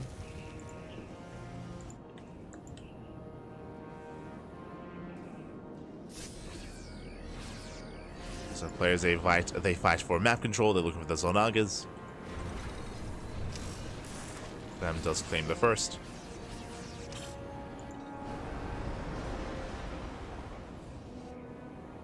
And Clem will be the first to max out. Now, just because it's maxed, I mean, the soup does lie, right? That isn't enough to break herO, especially pushing into Storm or pushing into Disruptors. Now, I had assumed that we were going to be going into Disruptors here, but actually it's going to be double Immortal production. That gives me a little bit of concern. Disruptors, they have their place when it comes to not just getting damage done, but also zoning and buying time. So we'll see what herO does go for next. As Clem is maxed, herO, he's not too far behind. We'll see how herO decides to engage. Still prioritizing Immortal production. I mean, Immortals, they do well against Marauders, and that's a very heavy Marauder army. herO does blink in, does take down 1, 2, 3 Marauders, not bad. Marauders are being targeted. Nice swipes here with the Colossus. We have some wasted DPS though on the CC. And here he has to back off. He has to back up, he has to pull away.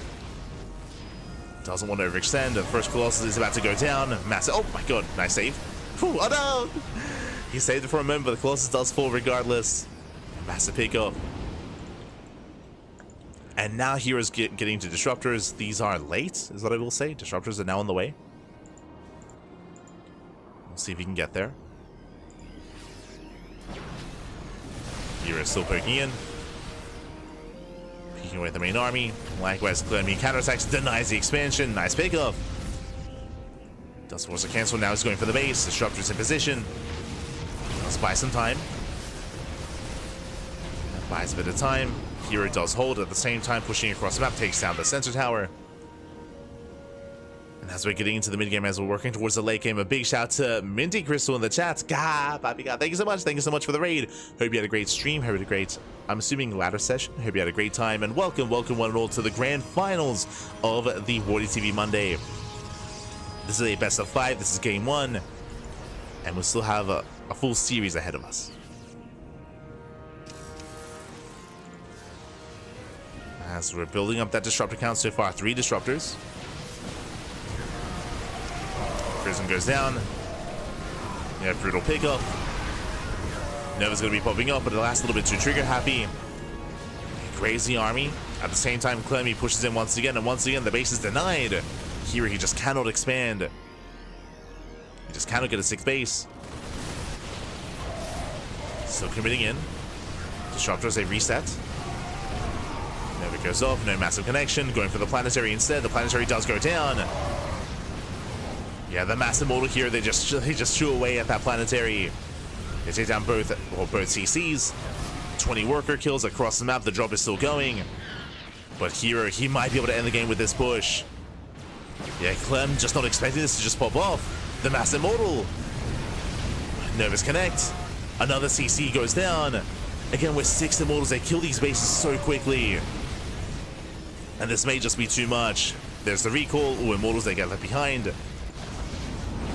Does recall back home. Does defend. Clem, he does hold, but Clem, he's down to 2 bases. He doesn't have an economy. Down to 2 CCs. No 3rd base, no 4th base, no 5th CC either. He's just now getting a 3rd. And herO, he can remax. herO, he may have lost some key units, but he can remax, he can rebuild, he can warp in. He has a goal base as well. He has a boosted economy. It's all or nothing for Clem. He has to end the game with this push. He has to deal crippling damage. It's not going to happen. Yeah, there's just far too much here. Nice EMP. Nice EMP on the disruptor. Drop into the main. herO, for the most part, he's keeping up.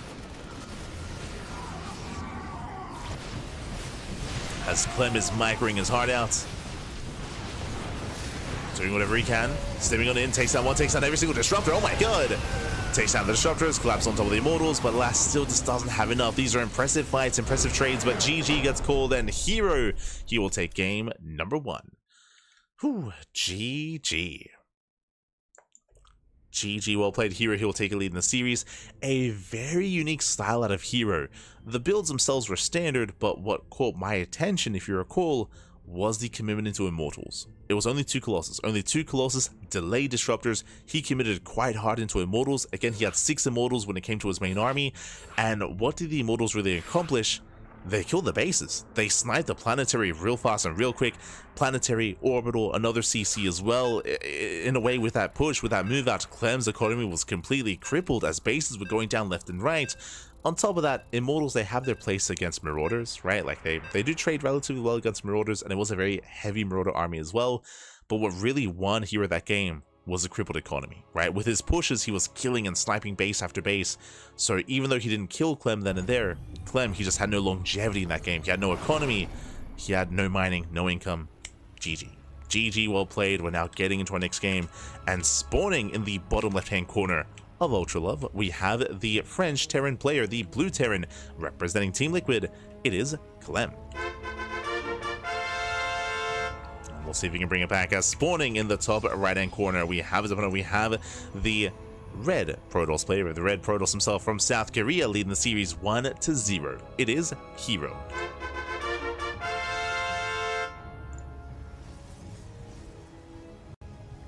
We go.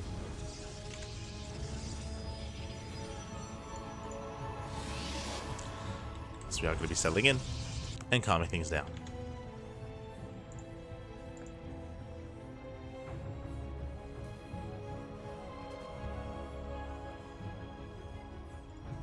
Calming things down here, and we do see Clem mix it up. Now, as a reminder, last game on a larger map, we did see a more economic build out of both players. Here, Clem, double gas opener. Now, this does make sense because we are loading into Ultra Love. Ultra Love is one of the smaller maps in the map pool. Does have some defensive features, but aggression is still very much so favored on Ultra Love. So Clem does open up double gas. With this, he can go into a heavier commitment into Reaper Hellion, Cyclones, early tank production. He can go into Banshee play. Clem has options. He does have options available to him. Meanwhile, last game we saw herO go 2-gate blink into a fast 3rd. I don't expect to see that here. I expect at least 3 gateways out of herO. Not as fast of a 3rd base, as that'll be incredibly greedy and incredibly risky here on Ultra Love. We'll keep an eye on herO.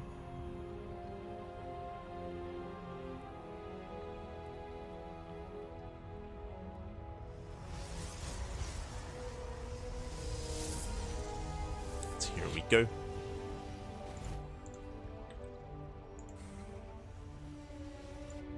As the first Reaper does move out, just for some scouting. Ideally, Clem, he wants to scout the tech of his opponent, whether it's a Robo, a Stargate, or a Twilight Council, as it is yet to be thrown down. So Clem looking for a way in, gets caught by a Stalker. Going to be Stalker into Sentry. Again, Sentry-based openers are very common and very standard nowadays. Did speak of this earlier, but a Sentry does have a faster hallucination because of the energy overcharge, and does allow you to scout across the map and see everything that your opponent's up to. Meanwhile, we have our tech. It's going to be a Twilight Council. So Twilight Council open out a herO. Clem, he has yet to scout, has yet to confirm. Hallucination gets sent, and we do see Clem going for his own 1-1-1. So no Hellion production. Instead, he's setting up his Widow Mine. Going for the Starport. Do we go for an add-on swap? We do not. Going for a Mine Drop initially, and the Hallucination does confirm. Does confirm lack of add-on swap, does confirm the production on the Starport, so he knows that drops are coming.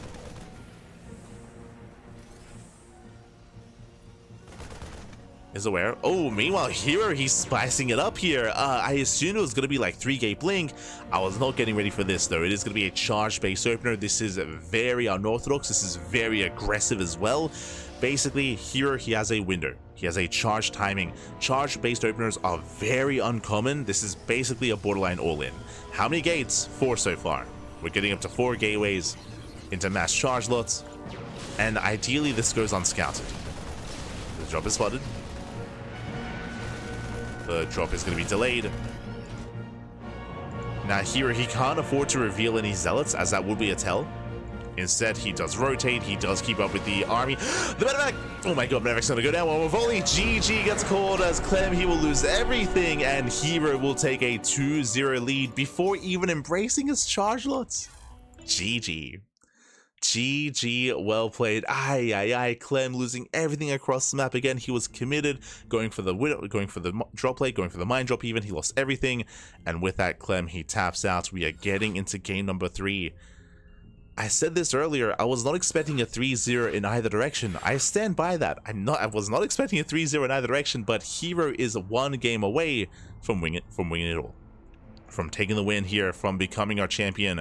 1 more game is all that herO needs. And I'm hoping that Clem can bring it back. Like, give us a game 4, give us a game 5. The pressure is now on Clem. Whew, let's go. Let's go. herO getting good. herO, I would say he's pretty comparable to Clem nowadays. herO, he's beaten Clem and MaxPax and every other player out there. I would say that right now the top 3 players in the world are Clem, herO, and MaxPax. I would say that probably the top... Oh, actually, sorry, my apologies. Clem, herO, MaxPax, and Serral. Those are the top 4, in no particular order. But yeah, they very often do trade. Very often do go blow for blow. But despite me saying that, I will still emphasize, I was not expecting a 3-0 in either direction, and I hope that that is not the case. Here we go. We're getting into our next game. We are getting into potentially the final game of the series, and spawning in the bottom left-hand corner of El Dorado, we have the French Terran player, the Blue Terran representing Team Liquid, the reigning world champion. He was favored coming into this, but now he is down 0-2. He has to fight back here and now. It is Clem. And spawning in the bottom right-hand corner, we have as opponent, we have the South Green Protoss player, the Red Protoss, leading the series 2-0. 1 game away from becoming our champion. It is herO. Let's go. Here we go. And again, the pressure is on Clem. And now El Dorado is once again another smaller map, so double gas. Double gas opener out of Clem. Going for, once again, a faster factory, a delayed CC. Last game, this led into a committed drop across the map with Marines and Widow Mines. This game, we could see something similar. We could see Reacted Reaper Hellion. We could see early Cyclones. We could even see Banshee play. Meanwhile, herO setting up back at home. Interesting. So here he's making a zealot first, and he doesn't probe scout for a proxy. He's not scouting for a proxy, he's not scouting here nearby, but he will make that zealot, and his goal here is to move out across the map. Now, the goal for the zealot is to wreak havoc, is to snipe the SCV, and to delay the command center. That is typically the goal of this zealot. Does move out. Clem likewise does scout with his marine, checking for proxies. It's going to be a Stargate opener out of herO for the first time this series. Bold move.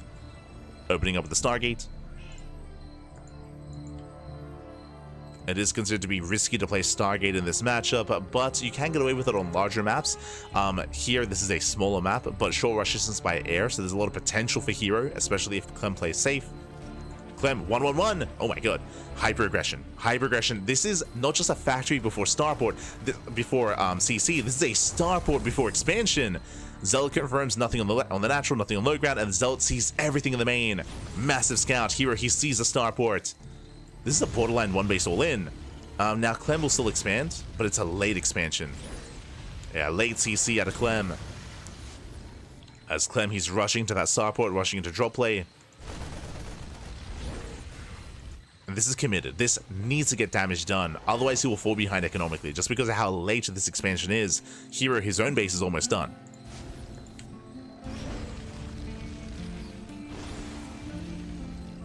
Now here he's setting up back at home. We do open up Oracle. It's going to be the Oracle opener. Second Oracle's on the way.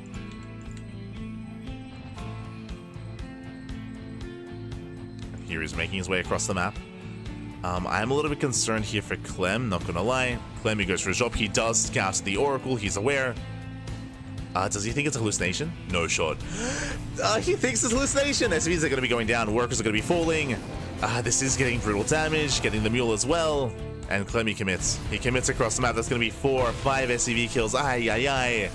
Again, Clem, he saw the Oracle, but every game so far, it's just been a sentry-based opener. It's been a hallucination. He gambled wrong. That was 8 SCV kills. Does commit here into the natural. We'll get some damage. Nicely done. 3, 4, 5 probe kills. Very nice damage. Also, the Widowmine does cover the ramp.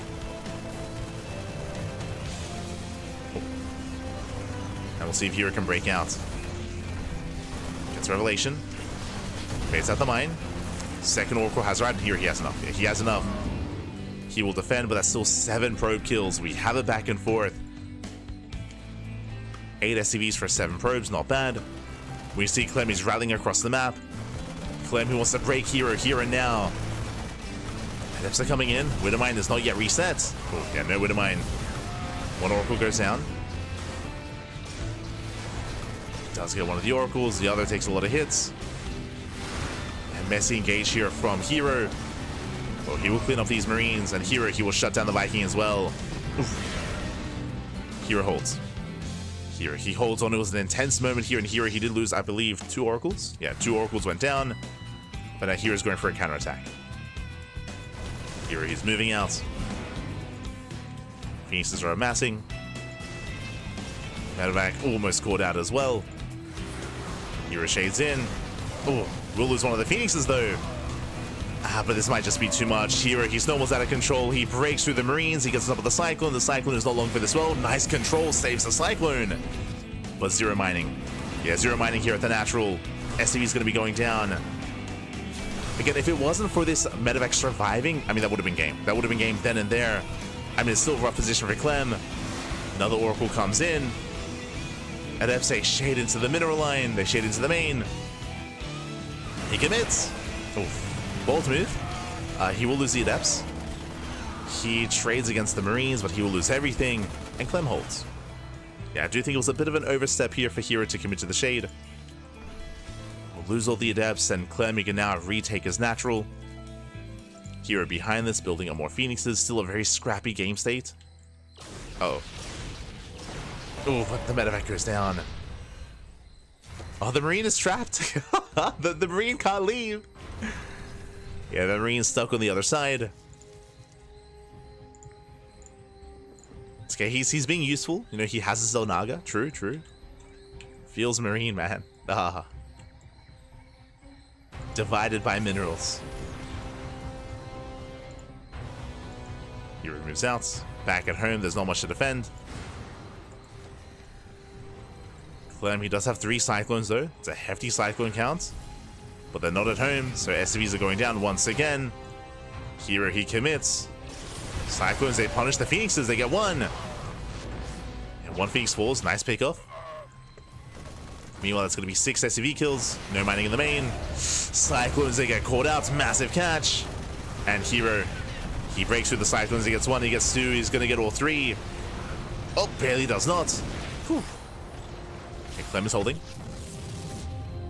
Clem, he's barely holding on, but behind this, herO is getting a third base. Third Nexus up and running, full saturation on 2 bases. herO has a massive economy compared to Clem. And Clem knows it. He knows that he has to do something. He's moving out. He has to. He has to move out. He has to be active. The longer this goes on, the further ahead herO is going to become. So herO's taking. Nobody minds. Phoenix as they scout the main.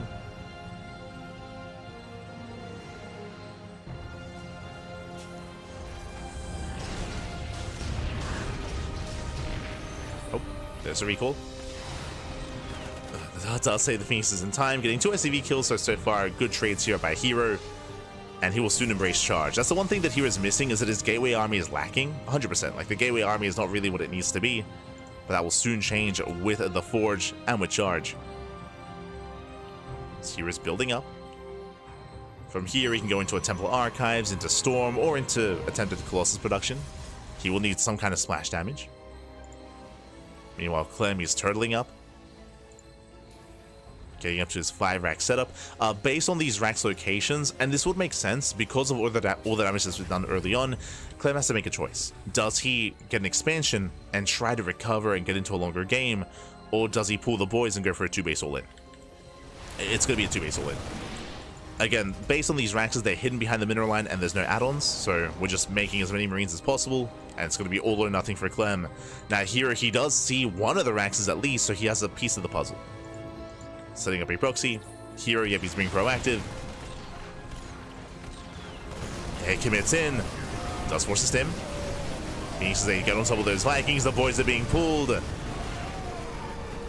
And Clem, it's all or nothing. 2-base all in. The boys have arrived. It's going to be in here to slow this down. Again, he wants to pick off any stray units, any reinforcements. Ideally, a medevac. Speaking of reinforcements, the Zealots here, they catch up production. And does herO have enough at home to defend? He has some Zealots, that's true, but there are plenty of SCVs and bunkers are on the way. Tank gets caught out. There's one tank across the map, shield battery under fire. And here he will soon have to pull the trigger. I just don't know if Zealots are going to be enough here. Collapse of the army. Oh, he does not lift the tank. Yeah, Zealots are going down one after the other. Clem, he breaks through. Phoenix is there too late, but here come the reinforcements. Up, just in time. Yeah, just barely in time. The bunker does complete. But here, he can afford another warp in. And across the map, it's going to be 19 SCV kills. Again, there is no economy. Another bunker's on the way. Here are catching reinforcements. Here come the Stalker warp in. Bearing in mind there is no blink. Medevac goes down, so does the bunker. Again, it's a very clutch hold for herO, but he's holding. He's holding. Takes down the Cyclone. Takes down the Medevac as well. Oof. Bleeds out a lot of Phoenixes. Bleeds out every single Phoenix. But the Stalkers, they still just out-trade the army. Yeah, Zealots are going to reinforce. Nah, GG, as herO, he will claim the series 3-0, becoming this week's WardiTV Monday champion. GG. Ooh, GG, well played herO. He will claim the win. He will actually be on a bit of a win streak here. For those that missed out, last week herO was also the champion, so 2 weeks in a row herO, he does claim the win here. Last week he went up against Showtime in the finals, and he also defeated MaxPax last week. This week he takes down Clem. GG, well played. Again, herO, he has been looking very on point over the past couple of months, but despite that, I was still expecting a back and forth, and what I will say is that Clem will have his chance at revenge. herO, he's going to be our champion. Congratulations. But there will most likely be a rematch. What I'm referring to is, in a couple of hours, we have the Monday Night Weekly. What is the Monday Night Weekly? That is the European weekly tournament, and herO, every single week, herO, Clem, MaxPax, Solar, Cure, Bunny, ByuN, they all stay up and they play in both. They play in both tournaments, and that leads into the Pegasus Monday as well, playing in all three. So even though herO takes down Clem here, we often do see whoever wins in the first tournaments often the reverse occurs in the second tournament. So if Clem had beaten herO here, herO often beats Clem in the rematch later on tonight, or vice versa. So they do trade back and forth, and they will continue that rivalry and that performance in the Monday Night Weekly as well. Also, players like MaxPax, and again, others that I mentioned, ByuN, Solar, alongside Bunny, Cure, Big Gabe, Trigger as well, Showtime. So I look forward to that. Regardless, congratulations for herO. He does win the first Open Cup of this Monday, and we'll see if he can continue that streak coming into the Monday Night Weekly as well. Best of luck. Best of luck. Now, we will not be casting the Monday Night Weekly. I'm going to be asleep. I'm going to be in bed. Here in Australia, we do usually cast the Korean Weekly, and then we cast the American Weekly, and we sleep during the European Weekly. So that's how we do approach things here. What I just mentioned, of course, is that our next broadcast is going to be in around 9 hours time, if I'm not mistaken.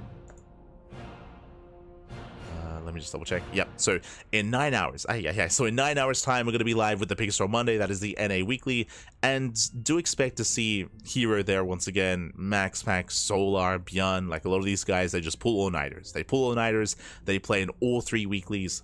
Look forward to it. Do look forward to it here. Bam.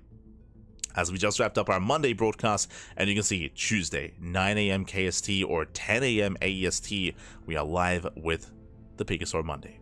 We also have the Enki show matches in the evening. That is going to be a best of 9 between Dark and Clem, and also a best of 9 between herO and ByuN. So we have 2 best of 9s tomorrow evening. Meanwhile, we have the Stegosaur or the Biggest Store Monday tomorrow morning. 9 hours. Let's go. Let us go. Otherwise, thank you so much for tuning in. Thank you so much for watching. Again, a big shout out to Wardy for hosting this event on a regular basis. Of course, we host our own weeklies, and you can see them here. We do cast on a regular basis every single day, twice a day more often than not. We are live here on the channel. I just got an update as well. Currently, our schedule is a little bit open on Friday and Saturday, as you can see, but they're about to be filled up. We're going to be casting another tournament. We have the Chicken King show match. The Chicken King Chicken King Cup number 7. We're going to be featuring players like Zaun, ByuN, Gumiho, Dark, Ryung, Creator. We're going to be featuring a lineup of 8 amazing players on Friday and Saturday. So we just confirmed that during the cast. I don't know if you noticed, but early on I was a little bit distracted because I was messaging the admin of the tournament. And we have secured ourselves as the English stream, as the English cast for that event. Again, that's going to be Friday and Saturday. So we have a full lineup here twice a day, every single day, except for Wednesday. We do have half a day off. So Wednesday, we have half a day off. That is our day of Final Fantasy and our day of rest. But outside of that, again, we cast more than any other channel that out there in StarCraft, multiple times a day. All the content, all the casting, all the StarCraft. GG. GG, well played. With that, thanks for watching, thanks for tuning in. Hope you guys had a great time, and if you want to watch some more content, then !socials in the chat. That will give you a link to our social medias, to our Twitter, Facebook, Instagram, YouTube, and Discord. Meanwhile, we do upload on YouTube on a daily basis. We're also live on YouTube, so again, you can watch on YouTube, you can watch on Twitch, you can watch on TikTok, on Kick as well. We're live on multiple channels, on Facebook, where we're live on all the channels, all the platforms, so you can watch us wherever you so choose. Otherwise, thank you for watching. Thank you for watching, and again, congratulations to herO, and you can find some more of these players later on tonight in the Monday Night Weekly. That is usually covered by Rotterdam. Usually it's the 3 that cast the European weeklies are Rotterdam and Zombie Grub, but I believe Zombie Grub is on vacation. She's currently in Korea, so because that's most likely just going to be Rotterdam and Steadfast. I believe they cover the European weeklies, and we cover, alongside like Chicken Man, Dave Testa, and Pig, we cover the Americas weeklies. So there you go. Otherwise, thanks for watching. Thanks for the support. We do appreciate it, and we'll see you guys tomorrow for some more StarCraft action. Likewise, you can also support us on Patreon, !Patreon in the chat. Something that I should also mention as well is you can also support us via donating as well. We don't really have a bar set up for that. We probably should. We probably should make room for like a donation bar as well. But you can donate if you wish. We rarely get any donations on the channel, but if you wish, you can go that far as well. You can take that extra step. I say that just because we actually recently got a donation, like a PayPal donation, but they didn't use the link, so we didn't get anything. So that's a little bit awkward. But regardless, if you guys enjoy the content, you can support us if you wish, however you so please. And yeah, thanks for watching. Thanks for watching. Thanks for support. We'll see you guys next time. We'll see you guys tomorrow. Till then, hasta luego. Take care. Have a great rest of your week. And we'll see you guys when we see you. Hasta luego. Ciao, papi, ciao. Hasta luego. Thanks for watching.